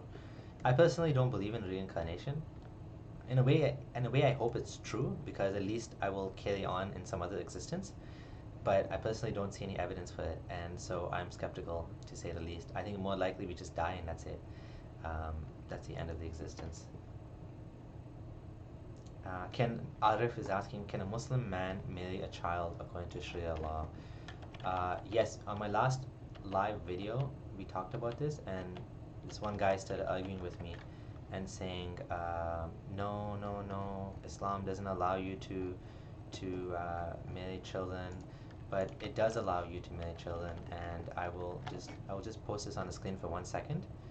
And the evidence is chapter 65, verse 4 in the Quran. I just posted the link. I don't want to get into too much detail on that, but yeah, I guess I should because this is a morality talk. Why is it a problem that the Quran allows you to have sex with prepubescent girls? The evidence is in the Quran, not even in the Hadith, that there's a waiting period for those who you sleep with that basically haven't menstruated. So what does not menstruated means? Basically, it means those who haven't had a period yet. So this is like little girls, and the Hadith does give justification that this is talking about little girls, not the exceptional rare woman who never gets a period, who never menstruates or something. It's actually talking about young little girls. And I justify that and explain that. And the reason this is bad is because there's multiple harmful health effects of having sex with little girls. And basically we don't do that anymore because also not only that, but girls, little young kids cannot consent to sex per se. They're too little to really understand what's going on. So it's harmful to allow such a thing, right? So someone's saying Jainism and Sikhism are most humanistic. I don't really know too much about that. Chaudhry is saying Islam gave me so much anxiety for needing to pray. Absolutely. Anxiety about everything, right? Okay. So I'm continuing to just go through the comments. Exodus 21 verse 20 has said you decoded my name. Yes, I looked up your name the first time I saw your comment. I don't know when you commented on my blog, on my post a long time ago. I looked up your name and I understood right away what you were saying. Okay. Right. Muslims are too stupid to understand informed consent. Well, I think at the time of Muhammad there was no such thing. There's no such thing as consent back then. It's a modern concept, the concept of consent. Mo Chain said, I was told if I don't pray and I miss one rakat on purpose, I'll spend 80,000 years in hell.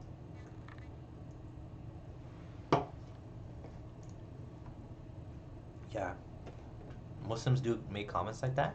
If you don't pray, you're gonna be in hell and this and that. I've heard some funny stories too that if you miss one day of fasting intentionally, you can never make it up and you'll this and that. There's all sorts of crazy hadith that people make up and stories that are not even in the religion itself. Yeah, all religions are nuts. I think they're saying. Yeah, basically, I've heard the funniest stories as a Muslim. Like one guy was telling me, if you listen to music, there was this one guy that listened to music and he was kicked out of his grave. Like his grave was like, get out of here, and came out of the grave. And they buried him again and he came out again. And like come on, like come up with the most silliest like stories to justify these silly things, right?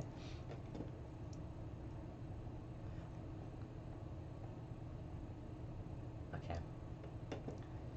How can a child give consent? Yeah, exactly. A child cannot consent to sex. It just doesn't make sense. Child doesn't understand that what's going on, right? So like, how can you allow marriage to children? Like, excuse me. Like I said, Muslims nowadays, they don't like that, so they're trying to reinterpret and say Aisha was 18 and you need consent and all that.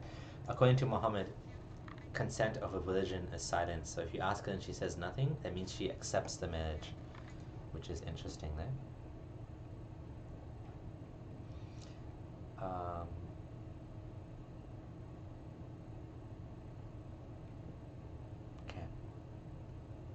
Okay.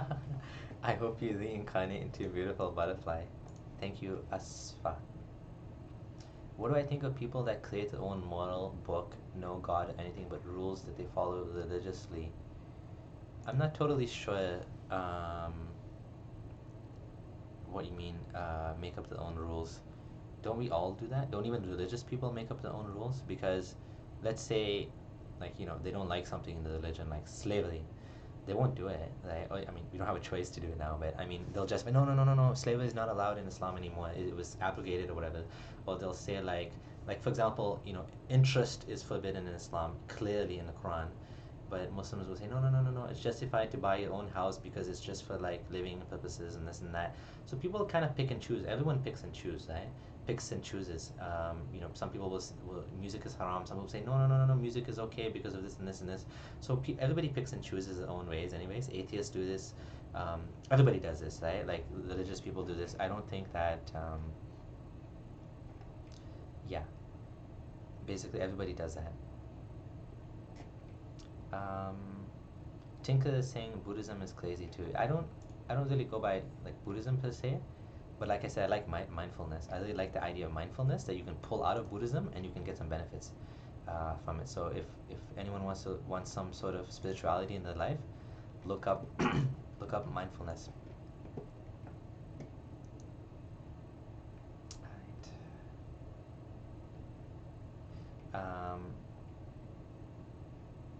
The Abrahamic religions are the only three religions in the world.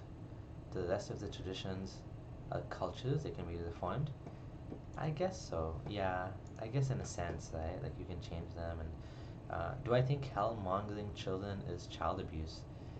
Um, I think people do this because they believe in the religion and they believe that hell is real. So it's kind of like warning the kids, to look both ways before they cross the street. I do think it's terrible because it's false, but I don't blame people for teaching their kids about hell because they believe in hell. I mean, what else can I say, right? You know what I mean? Um, so I guess that's unfortunately the case, right? Like if they believe in hell, then they're gonna teach the kids about hell, because they're worried about the kids and they don't they're kind of scared of Allah, right? They're scared Allah's gonna hurt them, hurt the kids. So what can they do, right?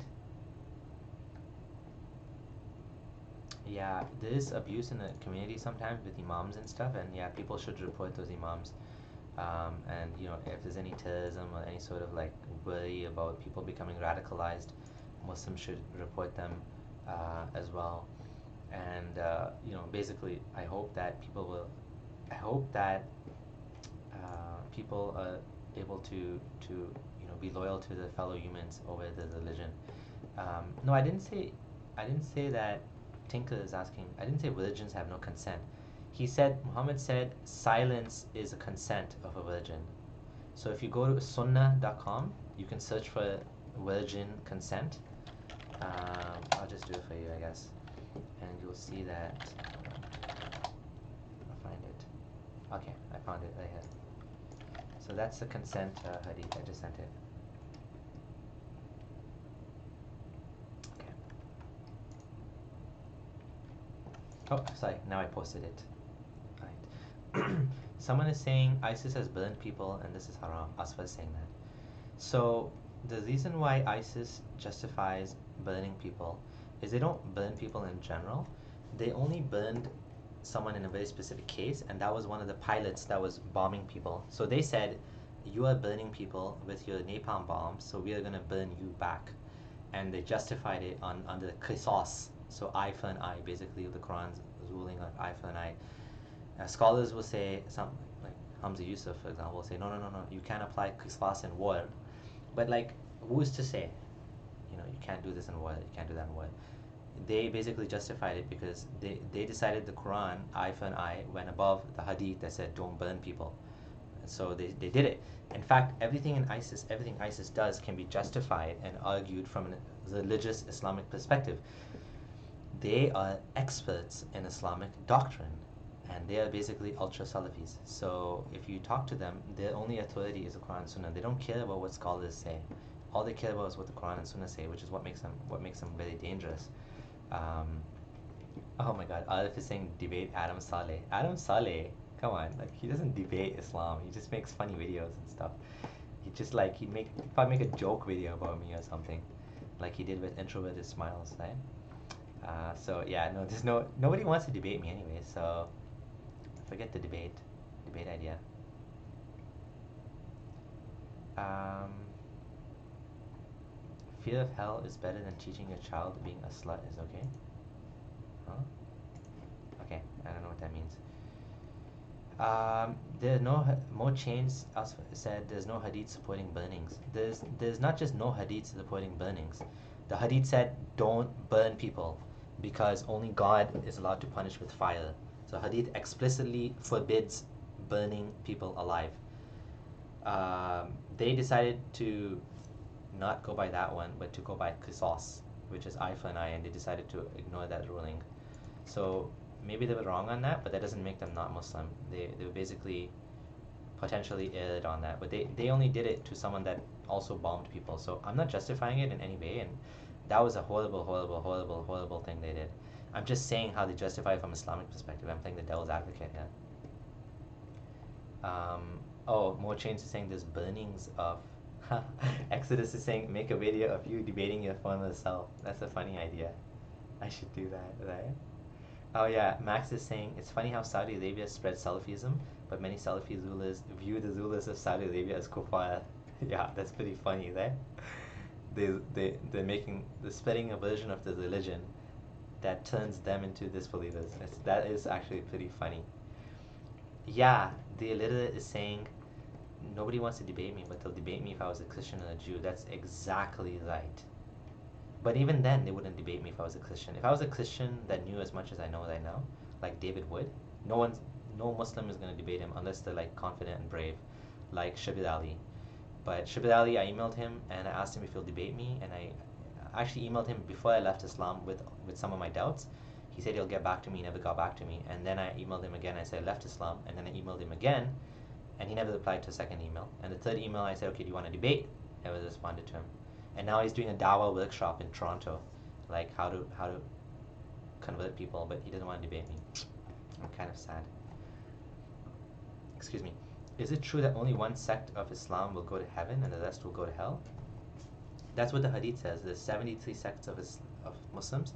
The Hadith said that the Muslim Ummah will break up into like 73 sects, or hold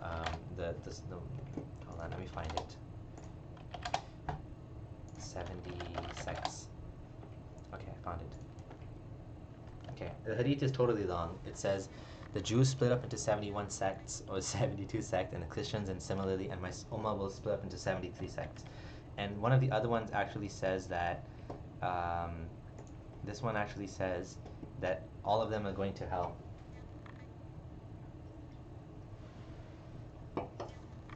Except for one. So, according to Muhammad, everybody's going to hell, even Muslims.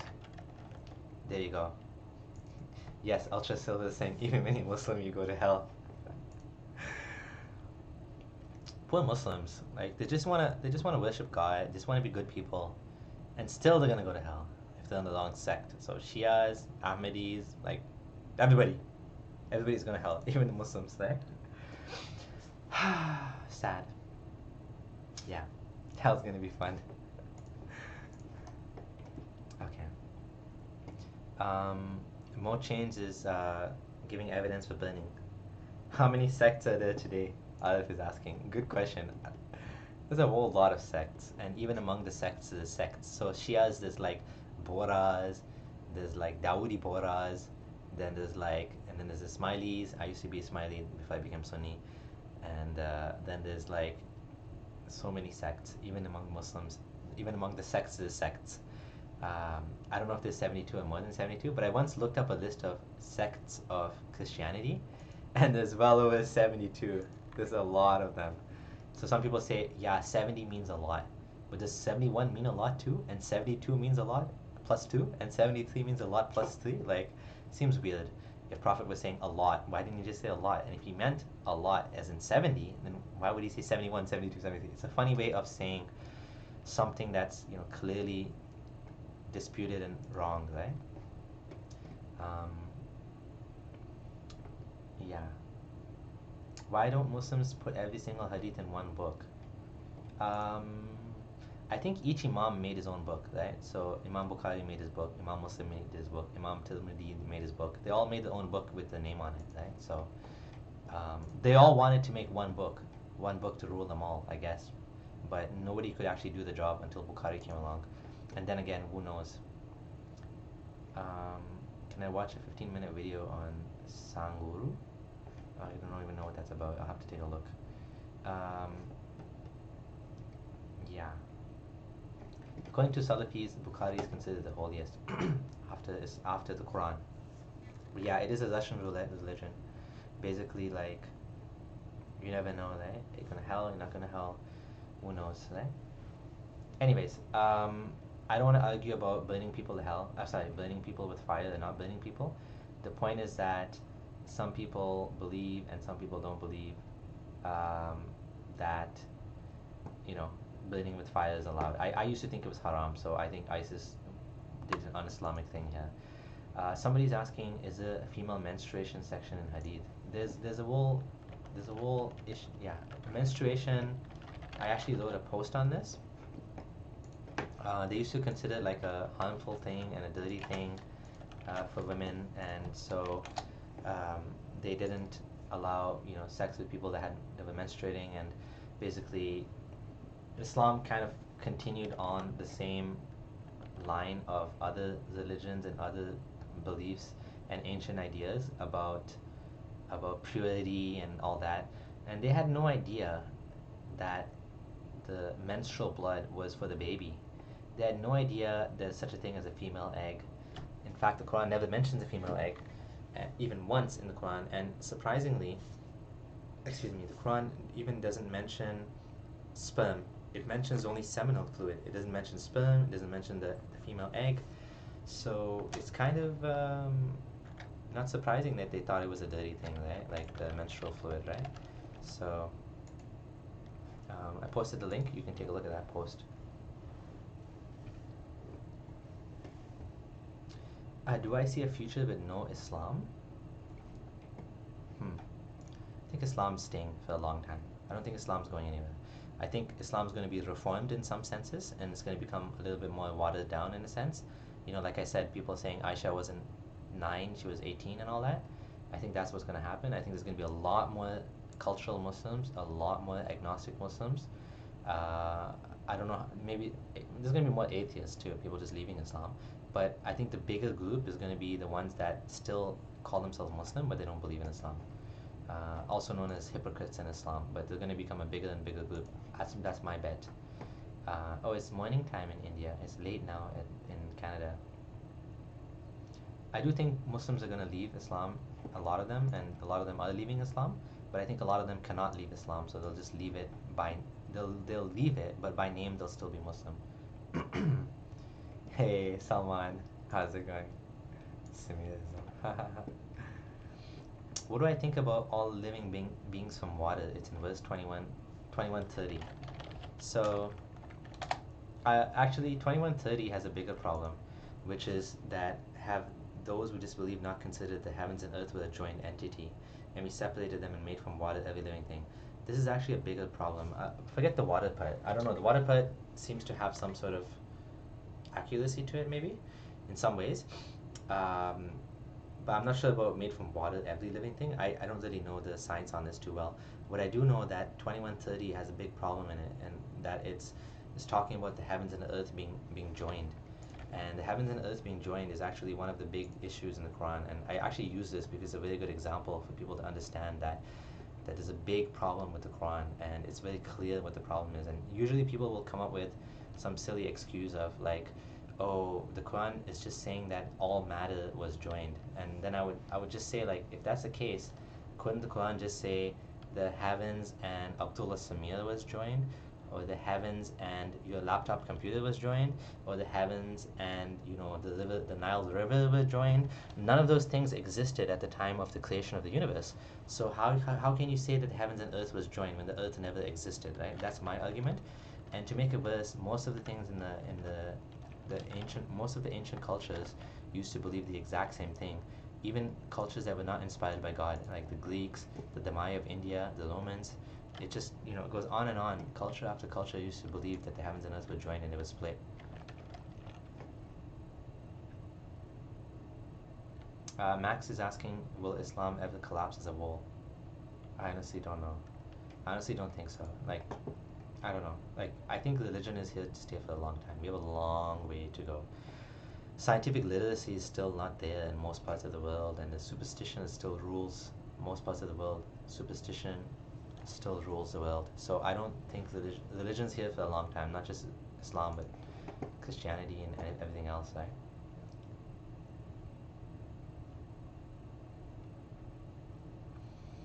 Okay, Saqib is saying, do you think Muslims should embrace the universalist and less literal tendencies within Sufism? Why is Sufism so lacking in the battle against Salafi literalism?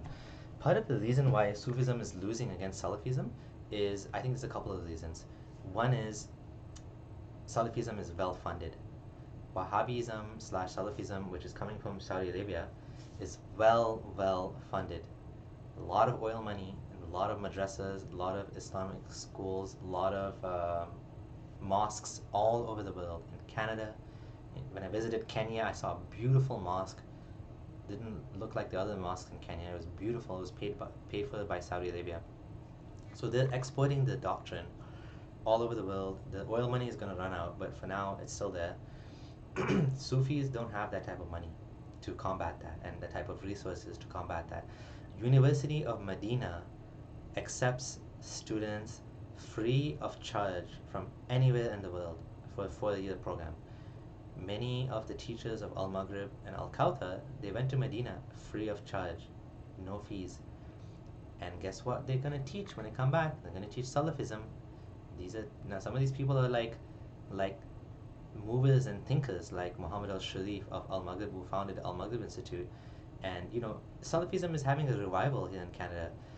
That's one thing. The second thing is, honestly speaking, I think Salafism is closer to the authentic, original teachings of Muhammad. It's also uglier because they don't really care about how things sound in today's world.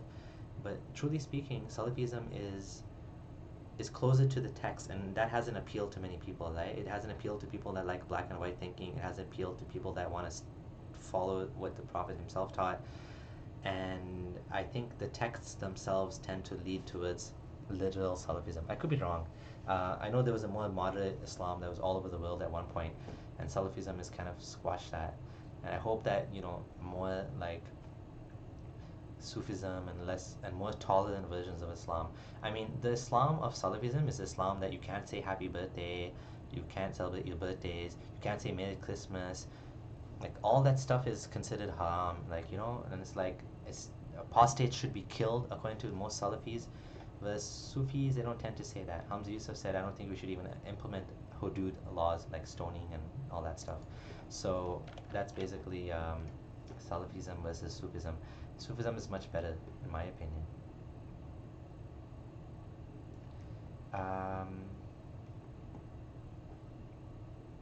Islam is going to be severely undermined because of YouTube. Well, not necessarily YouTube. YouTube is censoring people. It just yesterday or today, a video of the masked Arab was taken down. Facebook also tends to do that as well, and it actually shut down the Atheist Republic page for some period of time. So I think ex-Muslims and atheists need to be careful of how they say things so they don't get censored, and they need to mirror the content on their own channels, right? So I'm trying to figure out a plan as well. I might upload all of my videos onto my blog so people can download them, but I'm not sure yet what I'm gonna do. Okay. So where is everybody from in the chat right now? Some people, it seems like they're in India and they're just waking up. Some people are in Canada and they're going to bed. East Coast, West Coast. Oh, okay. Saqib is asking. He said he agrees with my answer for the most part. And did I go to a Salafi burnout stage before I apostated? I think Sufis like to say that. That I was too religious and I was too strict and I was following Islam too much, and that therefore I burned out. I don't think so. Like, I would have continued following as well as I could have. If I was burned out, I would have maybe given up some of the stuff in Islam and did what I could right? And for example, like in the beginning, I didn't let my kids watch any TV, but eventually I'm like, yeah, okay, you guys can watch TV, and I was a little bit more liberal about music than I used to be and stuff like that. And so, slowly I was kind of a little bit liberal on some things. I don't think personally I was burned out. Maybe psychologically I was, um, from trying to be a strict Muslim and all that. But truly speaking, the issues that affected me was the Quran, the science in the Quran, in the sense of the Quran not reflecting reality. Chapter 21, verse 30 is a perfect example of the heavens and earth being joined. Heavens and earth were never joined. Like these scientific points, the science behind the creation of the universe, as my scientific literacy was growing, I started to see more and more problems with the Quran. I started to see that it was written by a man, not written by God Almighty. So this is what made me leave Islam eventually. It was a belief, and it was the points in the religion itself that couldn't withstand the light of science and reason, basically, right? Masked Arab videos are still in YouTube, yes, but if you see his Twitter, one of his videos, I think the one about homosexuality and ISIS, was taken down, and hopefully it'll come back up. Hopefully. Um, was Muhammad the most pragmatic person in history? He had no army, he preached peace. When he got an army, he said to fight every disbeliever. It's pretty funny. What does it even mean for heaven to join with earth? That's a good question. Basically, it means that they used to believe that, like, just imagine looking up in the world and you see this dome. It almost seems like there's a physical dome, and as the Bible calls it the firmament. And the Bible actually said like there's a water above the sky and there's a water below. Like the Bible tries to explain this in a way that someone back then would have explained it without understanding about the water cycle, without understanding that there's no water in the sky, right? And the earth is just a ball floating in space. But back then they used to think like, heavens and earth were joined, and then, the heaven was raised up. That's why the Quran keeps saying that a heaven was raised up. So ancient cultures all used to have this common idea of heaven being pushed up. Heaven means the sky. And so this is basically what we find in the Quran, this is what we find in the Bible, this is what we find in basically every ancient belief used to believe the same thing, that the heavens was pushed up, the heavens was joined, heavens and earth was joined and it was split. This is what every culture used to believe back then, right? Or maybe not every single culture. Some cultures were getting scientifically literate even before Muhammad's time, but that information hadn't come to Muhammad, right? My God, Yeshua is still going on about the 666 and the Greek Allah in 666 and conspiracy theories. Okay. Will I remain atheist my whole life? I don't know. I am someone that follows evidence, I believe. I consider myself a truth seeker. So if the evidence is for belief in God, I'll believe in God. Personally, if I had to choose, I would have to choose between deism and atheism. Atheism is there's no God. Deism is there's some sort of creator, similar to what Einstein believed, similar to what Michi Kiko believes, that famous physicist of today's time, or Spinoza, one of the philosophers. So deism is basically belief that there is a God, but God never communicated with us, interacted with us, did anything with us. There's also other theories that we're inside a simulation, like Matrix style, like a brain is connected to a vat, something like that. We're inside a computer program, we're all computer signals. Who knows? We can't know. We're inside the system. We're inside a closed system. We can't get outside it. So we don't know exactly what's going on. I'm personally atheist. I believe in materialism. So basically, this world is all that exists, and when you die, that's the end of it. Maybe I'm wrong, but if the evidence leads me to believe something else, I'll believe that as time goes by.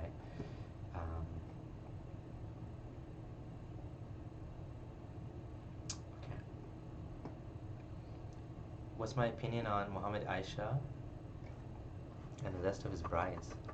Um, I believe he married the most beautiful girls he could find whenever they were offered to him. Even like Safiya and like Aisha and like Zainab. These are all beautiful young girls, right?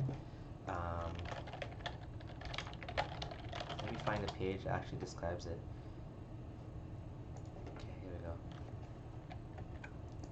So there's a page on Wiki Islam called Muhammad's Wives, Age of Muhammad's Wives, and it kind of analyzes the different wives and how old they possibly were, and you know how old they were when they got married. So like for example, Zainab was 35, Juwayriya was 20.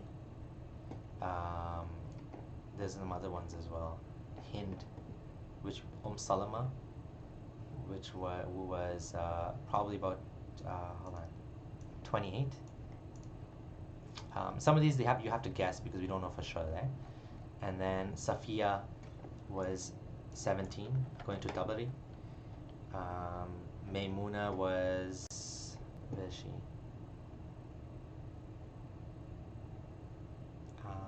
So where does it say? Maymuna was probably about 35. So all of his wives, except for Khadija, who was before Islam, seem to be married in the 20s, in the teens, 20s or 30s. Not old women, right? Like, yes, he didn't marry virgin women, but like, what's the big deal about virgin women, anyways? Other than Aisha, right? Like whether they slept with someone before, if they were beautiful and attractive, I mean that's what he wanted, right? Um, did he divorce a wife because of leprosy? I'm not sure about that story. I haven't heard it. Okay, so I'm gonna get going, and 5 minutes left, and I'm gonna shut down. So let's see, any last questions? I'm just going through the comments now. Okay. What do I think about my friend Farhan Qureshi, who started practicing Hinduism? He's a cool guy. I think we have many similar beliefs, in a sense. He jumped into spirituality and believing that there's some sort of ulterior reality other than materialism, whereas I came to the conclusion, kind of like, funny thing is we both listen to the same guys too. He also listens to Sam Harris and some of the same guys, but he actually believes there's an ulterior reality to this world, like pantheism, basically, God, there's some sort of God or power or some force or something. I kind of dropped that ball and just believe there's no God. So that's what I believe. Yeah. It's a death penalty for saying the prophet was black. Oh, never heard of that before. Why is the sky blue? Philosophy Cafe is asking.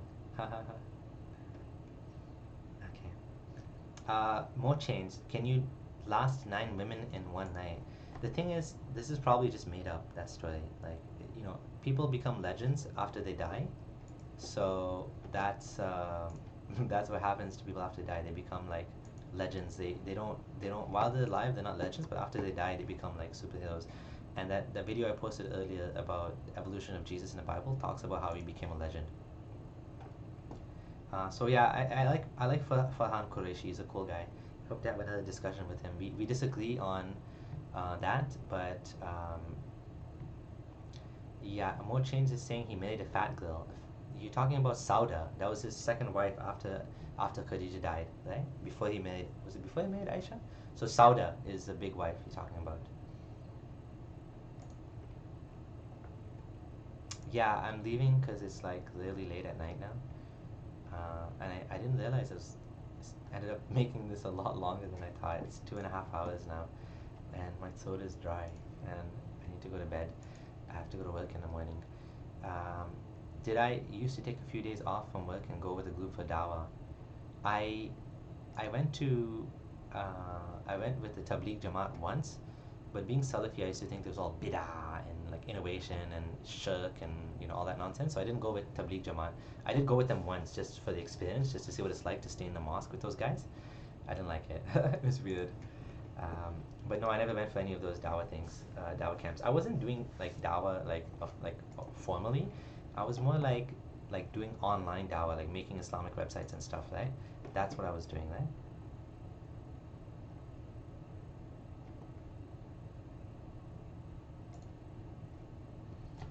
My core belief, what makes me atheist? It's because I don't believe there's enough evidence for God. That's why I'm atheist. If there's evidence I found that God did exist, then I would believe in God. But like I said, there's only two real options to me: deism or atheism. I'm 100% sure that God never communicated to us if there's a God. So whether deism is true or atheism is true, you can make a choice. I personally think atheism, and it's just like, I don't believe in tooth fairies or unicorns or any of that stuff either, because there's no evidence for them, right? So if someone wants to believe in that, they need to bring the evidence, need to bring the proof, right? So until there's evidence for belief in some, as there's a concept called Russell's teapot. You can believe there's a teapot circling the moon, but it's on the person making the claim to justify it. So I don't believe there's any God because I haven't seen good evidence for God. If there is a God and he communicates to us or he somehow lets us know, then I'll be willing to believe in him, right? How many percent sure am I that Islam is false? I'm 100% sure that Islam is false because there's like 100 different reasons why I don't believe in Islam. And just go to my blog, you'll see so much, so many points. I just can't believe in it. There's no way I can believe in it. Just too many reasons. There's too many reasons. And you just look at my top posts and you'll understand. Do I think religion is necessary for humanity? I think religion was necessary for humanity, which is why it survived. But I'm hoping we don't need it anymore because it has a lot of baggage, emotional baggage, like a girlfriend that has had issues that you're with in the past. She brings it into the relationship, right? Some of you guys might understand that, and she brings that baggage, and that's what religion does. It brings baggage into your life that you don't need. There's some good things, but there's also a lot of bad things. It brings baggage, right? So we want to get rid of that baggage now, and that's why I think secular humanism is the best. We don't need any religion for that. And yeah, what's my take on agnostic Muslim group started by Hassan Radwan? Is it possible to have an Islam for those that accept the texts are fallible but still believe in God? Saqib, Hassan Radwan is one of my, I don't know, I want to say role models or something. He really helped me, and his videos were actually instrumental in me leaving Islam. His response to the linguistic miracle of the Quran, among other things. And he used to call himself ex-Muslim, but then he stopped doing that because he wanted to support the Muslim community, and he decided to call himself Muslim again. And he believes in God, and unlike me, he believes in God. He has a different opinion. His conclusions are completely different than mine, but he doesn't believe in the literal word of God sent to Muhammad as a Quran. He's what you would call like a cultural Muslim maybe, and he wants to help the Muslim community against bigotry. So he's Muslim from that perspective, but he also wants Muslims to accept that you don't have to believe in Quran as a word of God and still be Muslim. So a lot of Muslims have a lot of hatred for him and antagonism and anger because he still calls himself Muslim. But I mean, that's his choice if he wants to call himself Muslim, and it's not what typically people would consider Muslim, but he's a non-orthodox, he's a heterodox Muslim in a sense, and he falls on one kind of extreme of someone that doesn't hold the tenets of Islam but still believes in Islam. So I respect him very much so, and his group, Agnostic Muslim group, I joined it. I have a lot of good friends in that group. Most of my best friends, online best friends, were deep thinkers. They're not people that are antagonistic and hateful and full of hate against Islam. They're more like rational people that think about it, some of them believe in God, some of them don't. A lot of them are atheists, but they're not hostile. And I actually get along very well with those guys, and I fit in very well in that group, Agnostic Muslims group. So it's a closed group. You'd have to apply to join, but if you do join, then yeah, it's a fantastic group. How does atheists describe the creation? Good question. I have a video on this as well you can look up, but basically, in a nutshell, atheists, at least me, or what I've learned from my studying of physics and metaphysics and stuff, is that the universe, not the current instance of the universe, but let's call it the cosmos, whatever exists outside of the universe, always existed. So there's a quantum form where particles pop in and out of existence, and we know this because we see particles popping in and out of existence from nothing. So where do they come from? So we call this what they come from, the quantum form. So I believe that our universe also popped into existence from this quantum form that maybe existed forever, or maybe there was a cycle of universes. So Big Bang, and then Big Crunch, Big Bang, Big Crunch. Infinite cycle of of big bangs and big crunches. Right now, that's not the preferred model, according to science, of big crunch, and it seems like the universe is just going to keep expanding and just going to like freeze to death, basically, something like that. But I'm not sure what exactly the best scientific model is going to be. But I do believe that we can explain how the universe always existed without a God. Just like Muslims or theists will say, well, God always existed. I would say the universe always existed. I don't even need to go to the one more step and say God always existed, it created the universe. No, the universe just always existed. That's it. And that's a good enough explanation for me. The same way that you can stop and say that God always existed, I stop and say the universe always existed.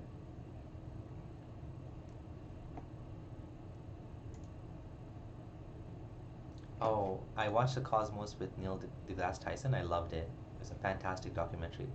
It also helped me open my eyes, and it doesn't attack religion directly, but it actually describes a lot of things that are in the religion that actually very much helped me. Neil deGrasse Tyson, Cosmos documentary, fantastic.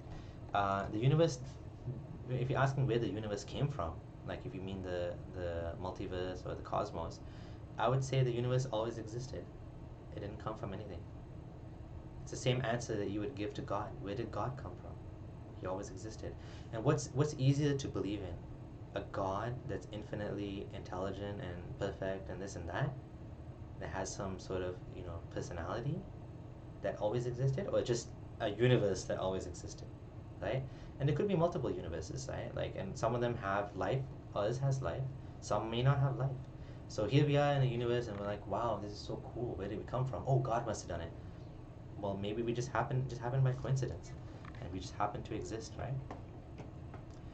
No problem, Sakib. I wish you well. Wish you well, my friend. Cosmos is fantastic. I absolutely love it. Okay. Why do people need religion? I think it helped, like I said, helped us to explain things. A big part of religion is needed for people to give them, what's the word I'm looking for? Ritual in their life, like what to do when people die, what to do when someone's born, what to do when you get married, how do you get married. These rituals are important in lives of humans. The whole confession thing about, Catholics have this confession thing, and these things had some value for humanity. But the problem I have is the baggage, right? The baggage the religion comes from. So yes, I do think that religion has some good parts, but I think it has some bad parts as well. Pale Moon says quantum physics proves that something can come from nothing. Exactly. Whether you call that quantum foam nothing or whether you call it something, it depends on your definition. But yeah, basically it's nothing. It's a probability field. That's what it's described as. If I can just recommend a few books before I go, that actually helped me. Okay. So here's my library of books, and I really enjoyed. So Reality is Not What It Seems: The Journey to Quantum Gravity. That's a great book. Power of Now. This is all about mindfulness. Full Catastrophe Living. This is a science-based book on mindfulness. Ethics on the Real World. This is an ethics book on basically utilitarianism. So that's one perspective. This book, Exploring Metaphysics, is a fantastic book on basically a lot of the things I was just describing. It's actually a course. It's not a book. Cosmos is the original by Carl Sagan. I haven't finished listening to that. The Spiritual Brain, Science and Religious Experience. This book was also helpful to me to kind of understand why people get religious and some of the religious experiences they have. Excuse me. The Greatest Story Ever Told So Far is by Lawrence Krauss. It goes through the history of science discoveries, especially about particle physics. The Way of Strangers, Encounters with the Islamic State, was a fantastic, enjoyable book on jihad, on ISIS, on extremism, and how he met all these ISIS recruiters and how he talked to them and what he learned from them. This book is all about, some of the issues happening in Europe right now with Muslims and quest for meaning. Like I told you, this is all about ethics, and he goes through different philosophers: David Hume, Kant, Immanuel Kant, and a bunch of them. So these are some of the books that I enjoyed and really helped me. One second, I think there was another one. Oh yeah, there's some more as well. One more book I want to share is called Atheism Explained, and he basically goes to. Hold on, I'll find the book for you guys. Atheism Explained. Atheism Explained is another fantastic book by David Ramsay Steele, and he goes through all of the arguments for God one by one. And honestly, it's an outstanding book, one of the best books I've read on atheism. Fantastic book, absolutely recommend it. Okay, well, that's a wrap. Thank you everyone for joining. It was wonderful. I'm glad I spent my The Way of Strangers was written by Graham Wood. He's a journalist, investigative journalist, and he's studied ISIS for a long time now, and he met a bunch of recruiters. Absolutely enjoyable book. Um, but like I was saying, I'm not going to answer any more questions. It's time to go to bed. But I just want to say thank you guys and everyone for joining me, guys and girls. I don't mean guys only, but I just mean in general. Thank you everyone. It was fantastic and it was a good talk. Went on for a long time, and I hope to do it again. This type of chat is cool because you can actually interact with people and you can answer questions. And I wish I could do like live call in, kind of like Majid Nawaz, or like the atheist experience with Matt Dillahunt. I would absolutely love to hear from people like calling in, not just commenting, so I can give them more of a platform, not just me talking. It's also nice to get a break from talking if I can get someone else to talk for a bit. I probably will go on the Gin and Tonic show this Friday again. I'm not sure if I have time, depends on my work schedule. But yes, Arif, it will be uploaded on YouTube. I think as soon as I'm done recording, it'll start uploading it. I'm going to upload an MP3 version as well for those who want to listen to audio. I'm trying to set up a podcast so that you can just subscribe to the podcast and get the videos and audios there. As you know, YouTube is not reliable sometimes, and they'll block your content. I don't think my content will get blocked because I'm pretty respectful for the most part, and I don't piss off people like some of the other channels. But you never know; things can change overnight, right? So again, like I want to mention, none of my videos are monetized. I don't have any ads on my website. Everything is free of charge. I don't gain any benefit. In fact, I just ordered a whole bunch of stuff. A new webcam to make this better. I got a new video card to make the stream fast. The last stream was choppy instead of failing. I got a new light bulb to get the light up because someone complained in the last video that my old-fashioned light bulb wasn't doing it. So there's a lot of stuff you learn, right? So I got this bad boy, 100 watts, right? So a lot of stuff you learn when you do these live streams, and you get better and better. So I hope to continue doing it. The reason I mention that is I don't charge any money because I don't want to gain. I have no personal gain in this, other than getting the message out. So please share these videos, this content with other people. The only thing I want is for people to see that Islam is not true, because why waste your life on it if it's not true? Right? Truth is what matters.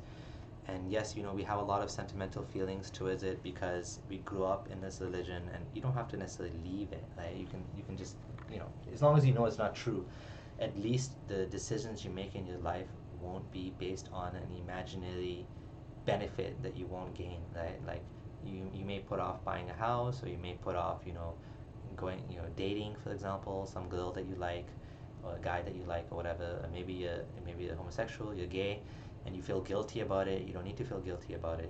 This is just the way you are. And Islam teaches you that you're bad and you're broken, and no, you don't need to feel that way. It's not right to feel that way. You have no reason to feel guilty or shameful for that. And honestly speaking, this life is a life that we have. Let's continue to spread goodness, reason, enlightenment, and let's say skepticism as well, because this is what keeps us safe from bad ideas. And I wish everybody well. Yes, please do check out Hassan Radwan. He's on Facebook. Just follow him on Facebook. He has a group as well called Muslims for Secular Democracy. I'll post the link for the group in the chat. That's his group now.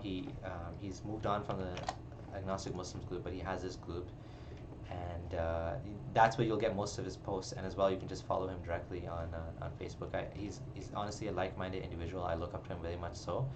and he was a teacher of Islam. He's fluent in Arabic, and he was brave. He found out Islam was false and he left it, and that's what we need. We need more people to be brave.